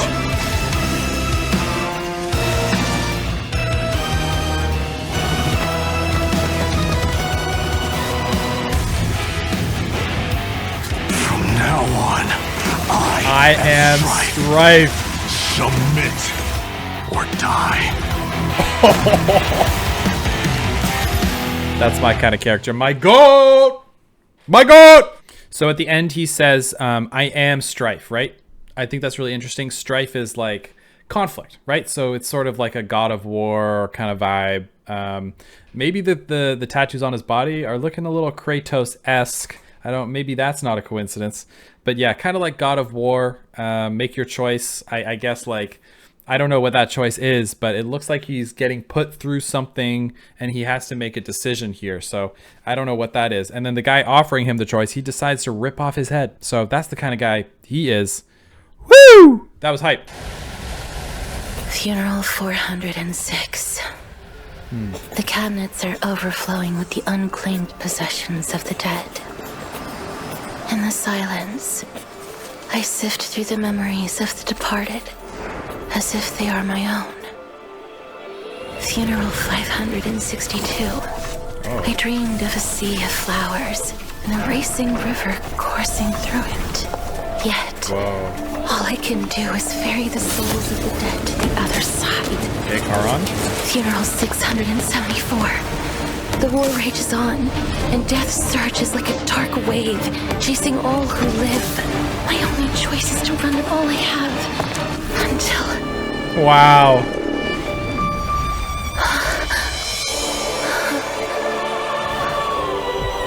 Oh. Death, once a pair of hands, has also split us in two, never to touch each other again. Wow. This journey has been so endless, so senseless. Yet even on the cold shore, will still be the scent of flowers. Asterisk. Is that a dragon?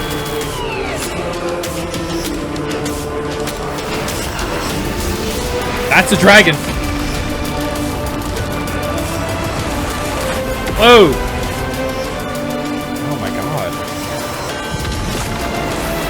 Dude, this cinematic, this has gone up a step. This is up a step. Yeah.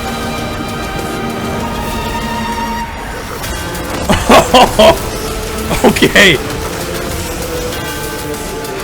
New life or death. Woo! Oh!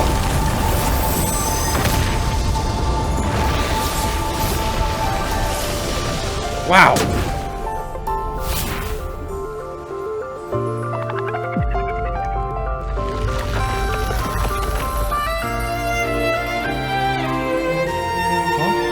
Oh no. Oh no.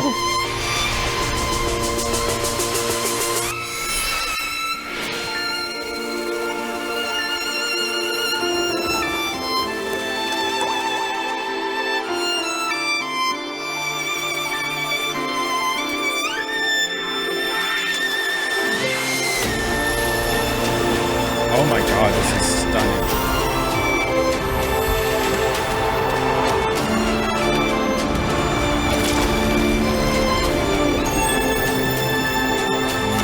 Twins. Okay. Don't forget. Don't forget. Oh man. What the hell? So at the beginning, she starts going through all these funerals. I don't really know what that means, but it seems like she ushers spirits into the next life or something. She's very closely connected to death. Yet all I can do is ferry the souls of the dead to the other side. Okay, so she does that somehow. It looks like she had a twin at some point. The twin maybe was sick and passed away. We saw that they were in a wheelchair. We don't know what happened to them. Maybe we have a lot of yin and yang, choosing a new life again themes, like she's a heavy butterfly theme, which butterflies often represent reincarnation, which we talked about in the last video. So there's some sort of rebirth thing going on here. Again, this story, I really want to theorize on what she is and how she's connected to this story. I honestly, compared to Genshin Impact, I have no fucking clue. I have no idea how she connects to the rest of this story. All I know is that was by far the most gorgeous cinematic and character demo, whatever you want to call it, that we have seen so far, bar none.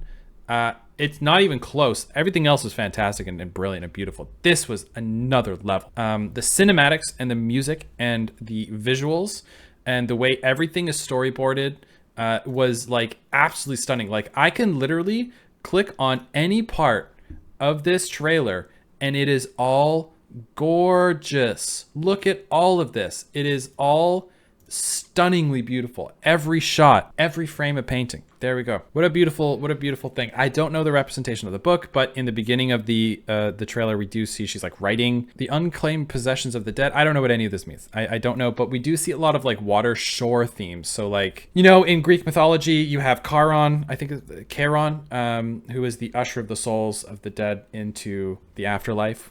They take them over the river Styx, right? If you don't have payment, you are stuck there for 100 years, blah, blah, blah. That's always the way it is. So there's some themes there that are really connected there. Citizens of Akama, heed my words. A new place. Only those with unwavering faith shall receive Kephales's protection. The flame of blasphemy shall not be allowed to take root here. Oh no! Faith offers no refuge to those lost in ignorance. The sacrilegious flame has likewise kindled the forge of discovery.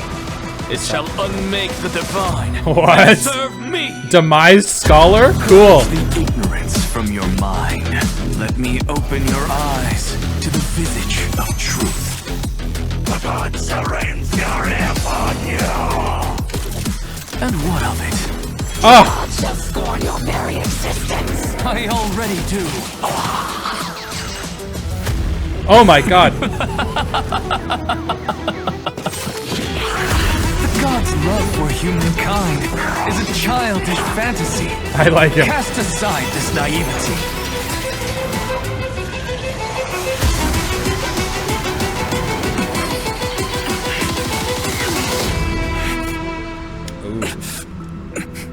This body has long been tempered by near ruin.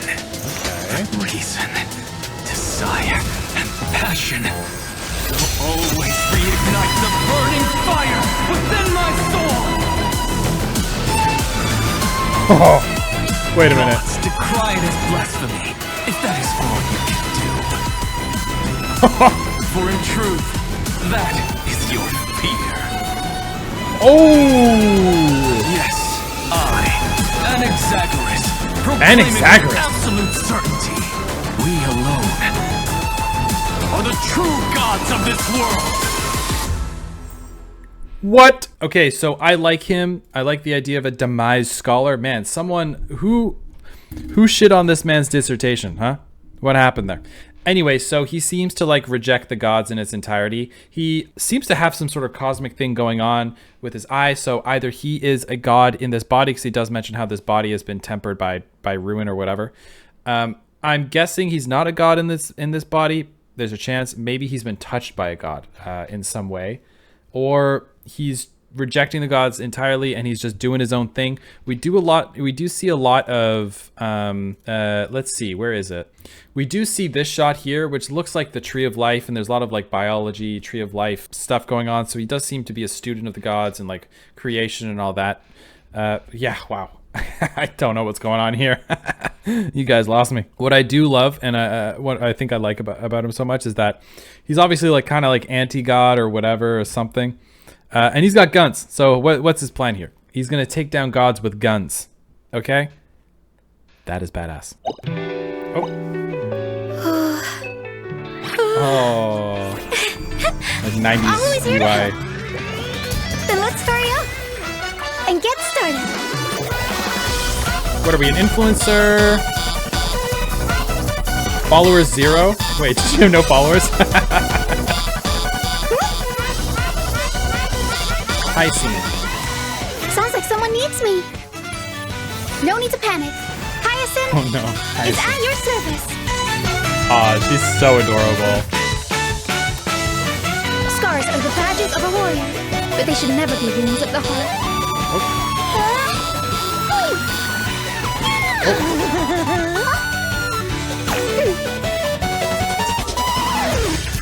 Followers 0. So there's really no one watching. Ah, man, I feel her pain. I'm being attacked by Netherwing! Help! Where? Forgotten Hall, stage 12! 5 seconds. Almost there. Whoa! Woo! Consider this a friendly warning.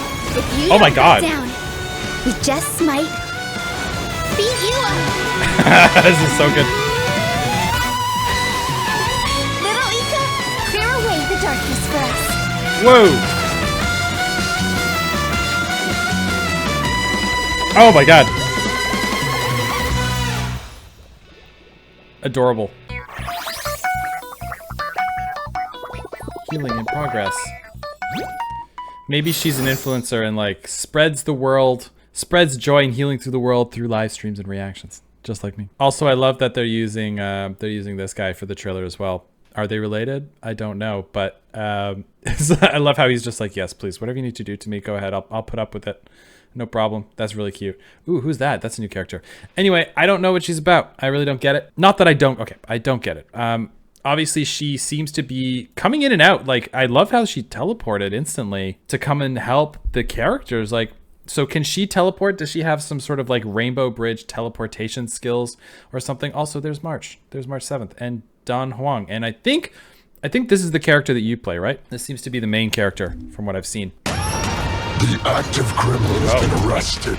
Okay. She'll be charged with breaking and entering, theft, and property damage. Wait a minute, was that from Ocean's 11? Take her away.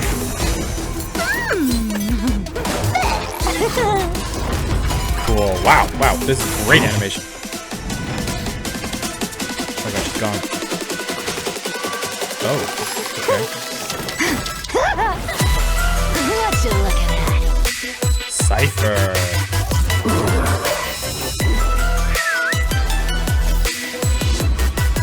Okay, Batman. Anybody home? Like a cat burglar. Thank you. Whoa.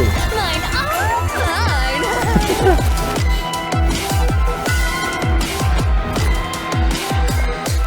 Is this?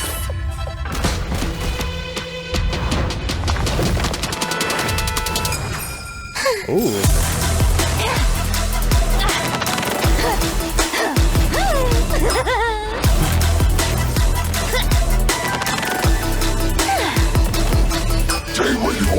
Oh my god, it was her behind the loot robbery. Oh, we got a speedster.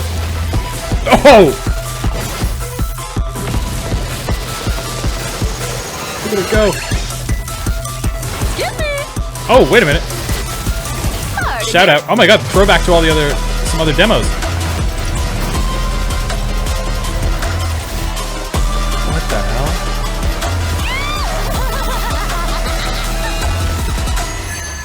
Oh my god, she would steal everything. She even stole the game.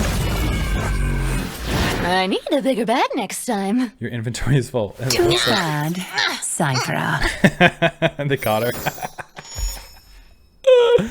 Whoa! Okay, that was crazy. So she's like a cat burglar, I guess. A lot of greed, a lot of avarice going on here.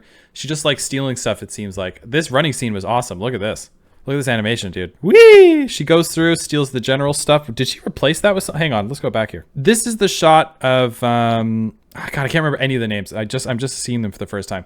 The two generals, that scene we just watched, and she flies in and swaps out in the general's hand like some sort of coin or a token, maybe a chip. That's pretty interesting. And then she runs through this is Dr. Ratio, right?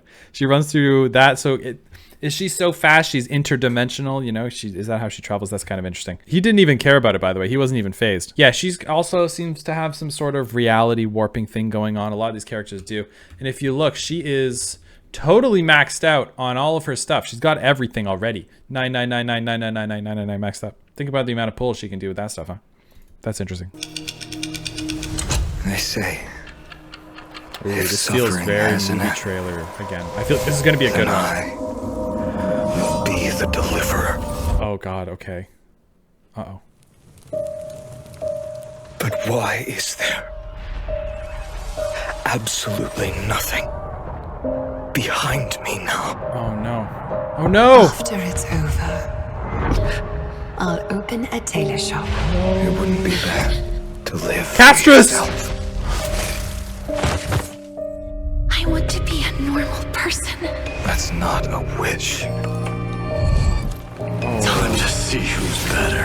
And stand up and face me!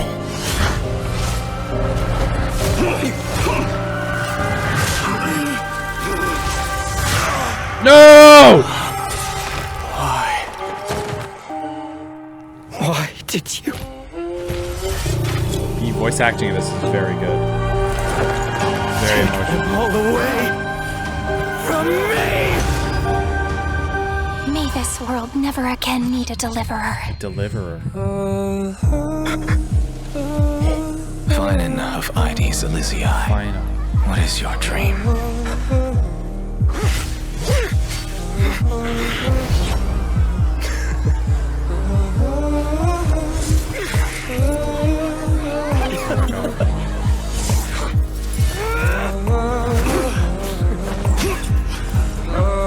Why are we fighting?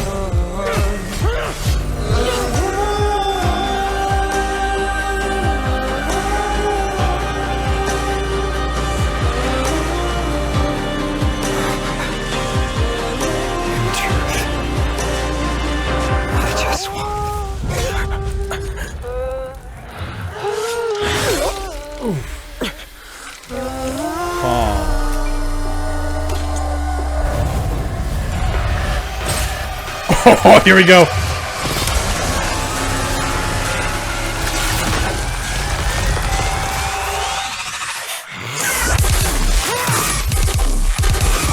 Oh! Woo! Oh my god, that sound he made. This is not the end. I will keep walking. I'm sorry, excuse me? The end of this journey. I will never submit. Oh my god! To this idea of fate. Never.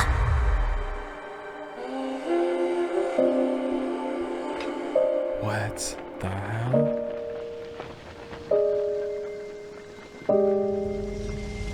Whoa, whoa, beautiful.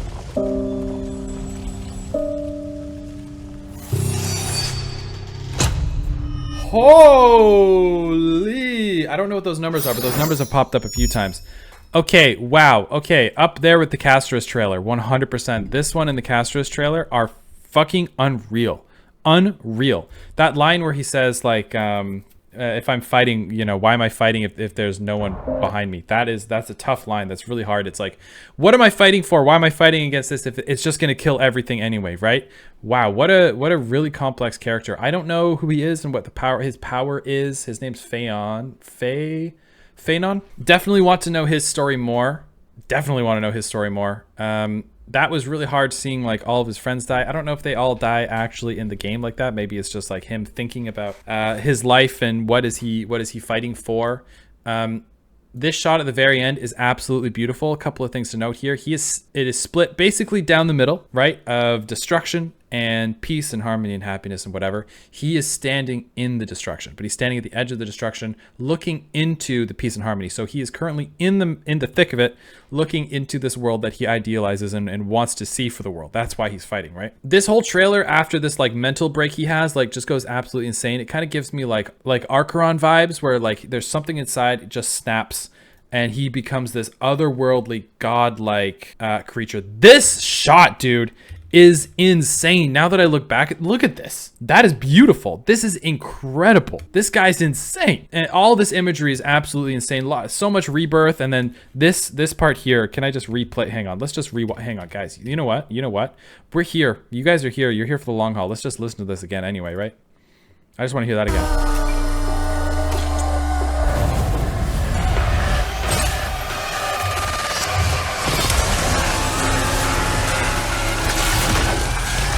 What is going on?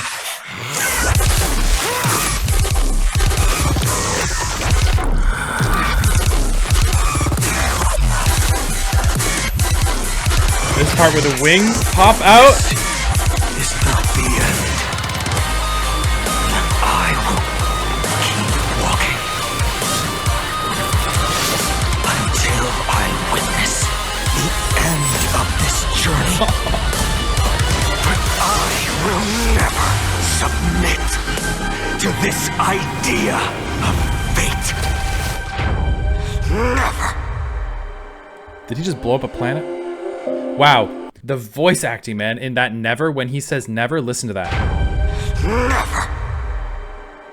You could, it's like a guttural growl. This guy's great, man. Wow, insane. Voice actor, Joshua Waters. Wow, Joshua. You're killer, dude. You're killer, bro. Yeah, so that's an insane trailer. I don't know what else is there to say about it. What else is there to say about it? This is hooking me in, man. I'm getting hooked into this. Okay.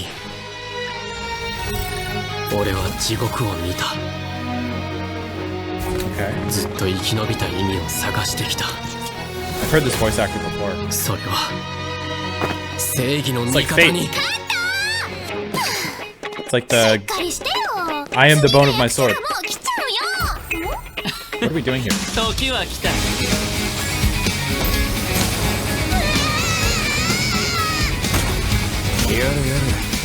Yada yada. Oh, it's Archer! Oh my god! It's Archer! And Saber? Woo! I'm sweating!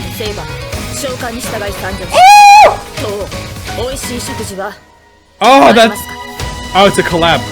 That makes sense. Wow, I was just... Oh my god, I'm sweating. Lancer! Fate Star Rail? That's a pretty fun trailer. What a fun little collab. Oh man, it's very cool to see Fate put into 3D and actually done well. I was gonna say, I knew I'd recognize those voice actors, dude. Later works.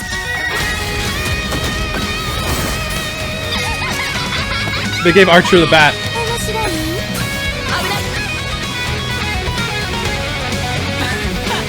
The Fate, oh, the cup! The, what's it called? Wow.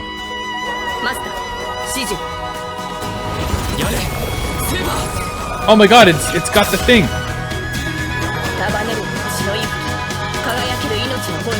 Oh my god, do it, Excalibur, do it! Say it! Yes! Yes! Oh my goodness. Woo! Alright.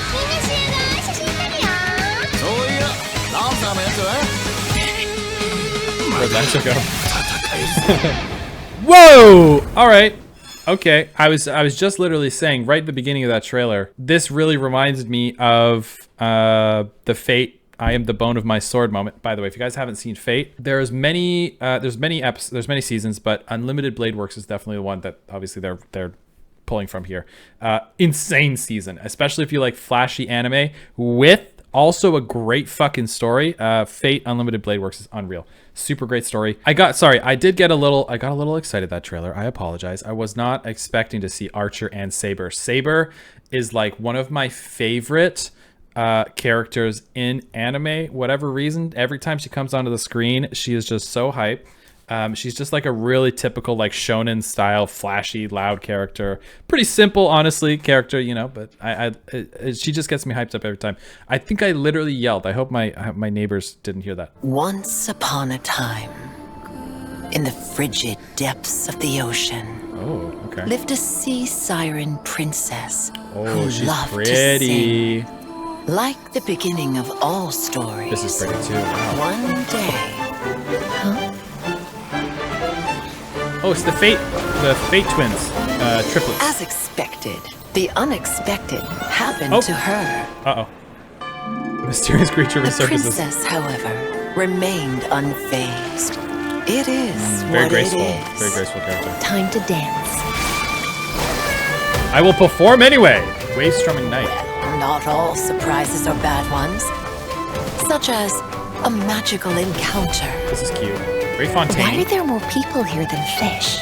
There's interesting stuff everywhere. I don't eat seafood. There are humans who don't eat fish. And there are cats who steal fish. Oh no, her again. Give me back my fish! Whoa! Uh-oh. I'll be back! The news of the sea siren princess making a ruckus in the market spread in the city. Really pretty. Hey! Absolutely no. The monarch is here! Who's that? Don't worry. I'll take action. It's Farina! and escape is unavoidable. Human pursuers finally exiled the two and drove them into the deep sea. Why? She just had her fish stolen. She's just defending herself. Evil. And so, on that day, the Sea Siren Princess made a decision. Oh, okay. Alone, she sank into the depths of the sea.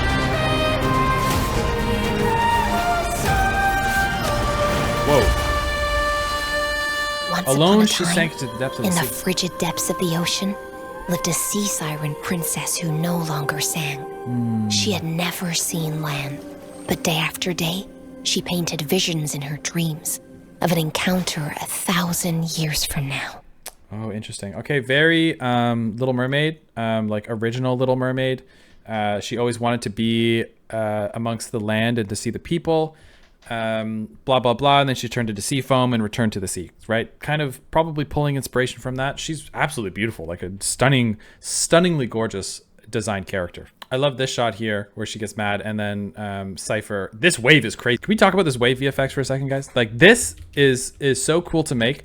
Obviously, they've got like a gradient going here, so it starts a little dark blue, and then it just gradients into white. That's pretty simple.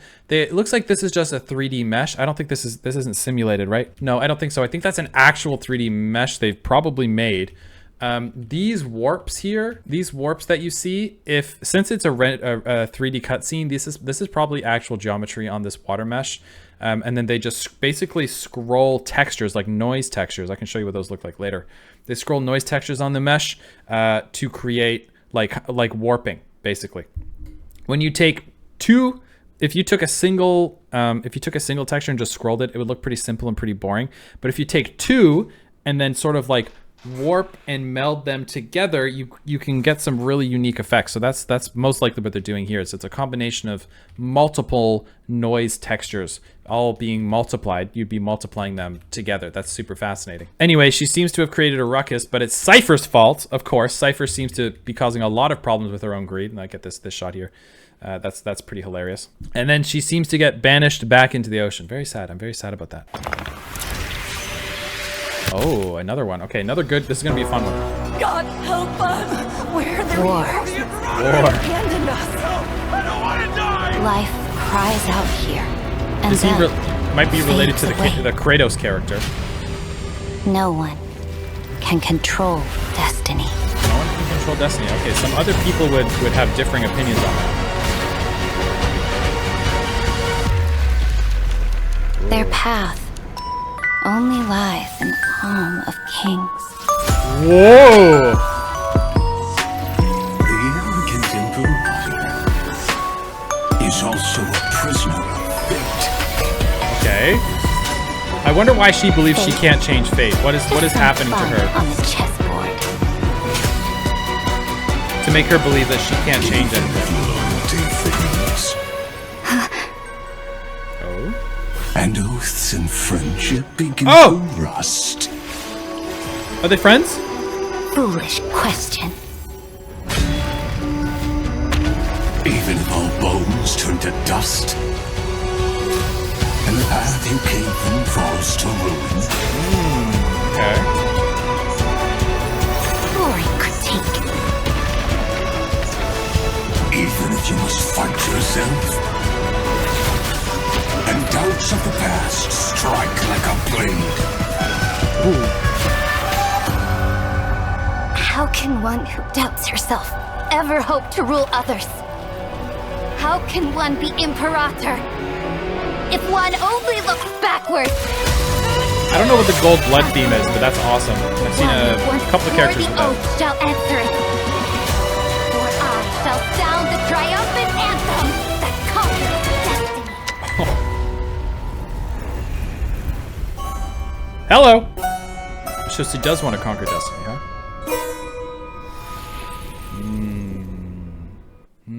Okay.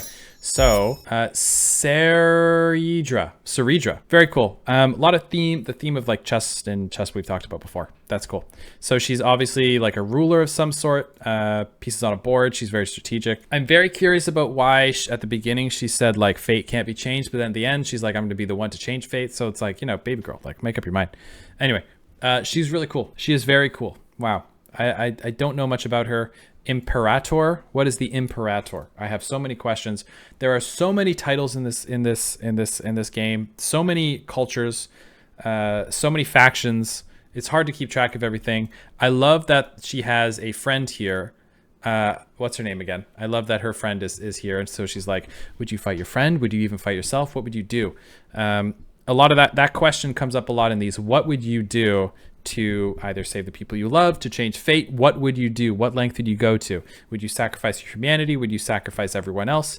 What would you do for the things you love? Very Odysseus. When does a man become a monster? All that stuff. Yeah, very epic story stuff. I wonder if with all the talk about every trailer I've noticed has a talk of a journey or a path or where I've come, like the journey or path that I'm on. Everyone is talking about a journey and a path. Everyone. So a lot of this really does feel like not referencing epic or anything like Homer's The Odyssey, but there is a huge emphasis on this massive journey that everyone is going on. And it seems to be that everyone's journeys are kind of like starting to come together.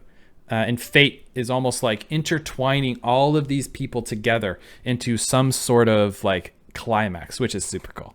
All these people who have come from everywhere, right, are all becoming connected into this one woven thing of fate. Some people are fighting against it. Some people are just saying, just let it happen. Most of these people are fighting against it and trying to change it or change it into a positive for them or something that they want, which is really fascinating. I need to know more. Thank you very much. You're hello. awake, my March. What? You don't recognize me? Wait a minute, we're coming full circle here. Oh, she's getting pulled away by the Fate sisters. Oh, what is happening? Oh, who is? No way! This isn't real! Oh, Pascal for like possibly Evernight. Are you sure? Oh my god. March! Ooh, I got chills. Uh-oh. Oh my god, this poor girl.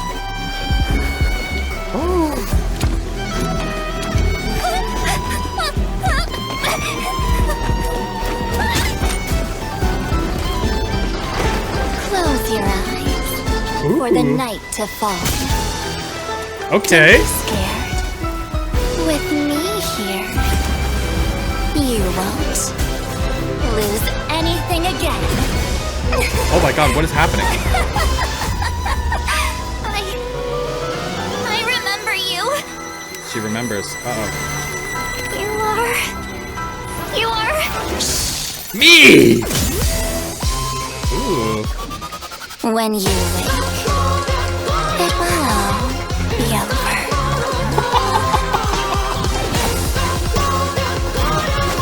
Oh!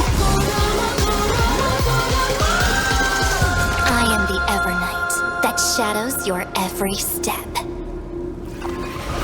Forgetting me was your greatest fortune. Forgetting me was your greatest fortune. In this life. Huh?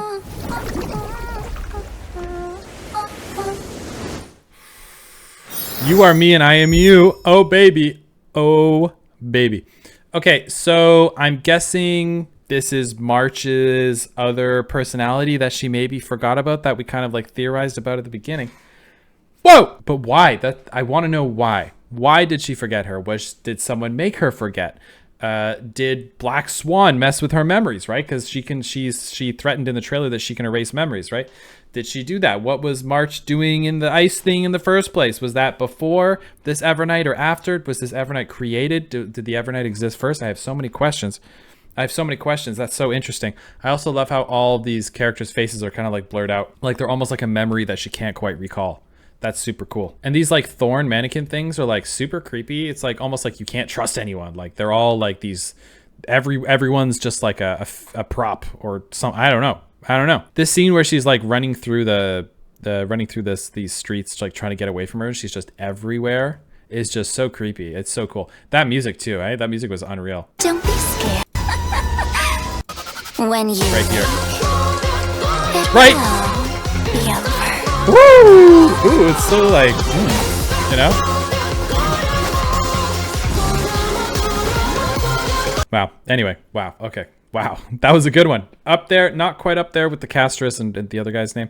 The other one, very close though. Very close. That one was super close. I was not expecting that for March's character development. We don't know a lot about her, but that's so cool to see. Once again, very yin and yang. One can't exist without the other kind of scenario. We're seeing that everywhere in these trailers. Rebirth, yin and yang, whatever. It's going crazy right now.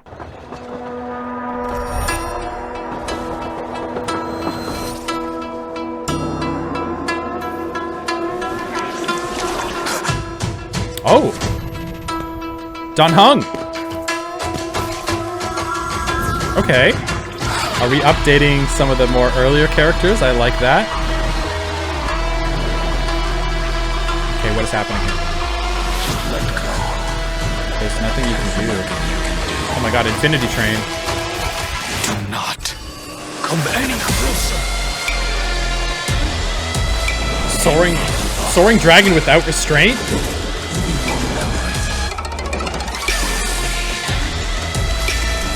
No more words are needed. I've made my decision. Okay. I will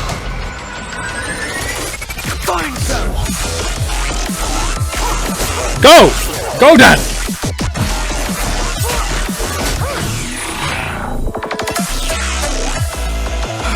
Oh, he's looking for his friends? Oh. Whoa.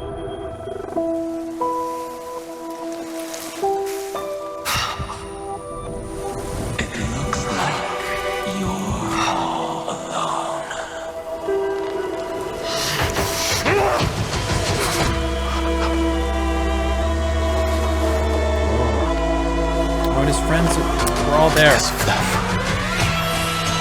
have never lost my way home. Oh, let's go. So this time. Oh! Let me trailblaze. Eat it! Forward. Yeah, there's like 3 versions of him. That's so cool. I wonder if you can choose to play each one. This is beautiful. I'm back. He just wants to find his friends. He just wants to be with his friends. He doesn't want to be left behind. He doesn't want to leave them behind. He just wants to be with them. That is so cute. Okay, so I guess that's the core group that you play through with this game. Wow, what a beautiful trailer. I like how in the very first trailer we saw of him, he seemed very uncertain. We were talking about crimes and all that stuff and whatever, paying for your crimes. This one, he seems to be like, I know who I am. I know what I'm doing. I'm casting aside my past self, my past doubt. This is who I am. I'm looking forward now. I'm not looking behind anymore. I'm not worrying about the past. I don't give a shit about that stuff. We are moving forward, baby. Forward. Anyway, wow.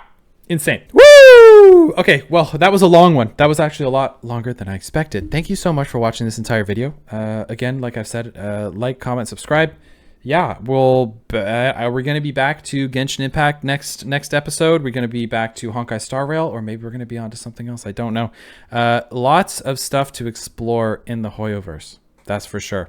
Literally endless amount of stuff. Thank you for all the amazing comments, giving me cool links to stuff that I can check out. I've been doing some research in my own time, learning about the amazing worlds that the Hoyoverse team, the writers and the voice actors and the animators and the designers and the concept artists, everyone is like building together. It's pretty incredible. Also, if you want to see me react to like anything outside of the vein of Hoyoverse stuff, I'm definitely open to that. Like, I don't know what else is out there. So yeah. Woo! Okay. Thank you. I'm gonna go take a nap. All right. Thanks, guys.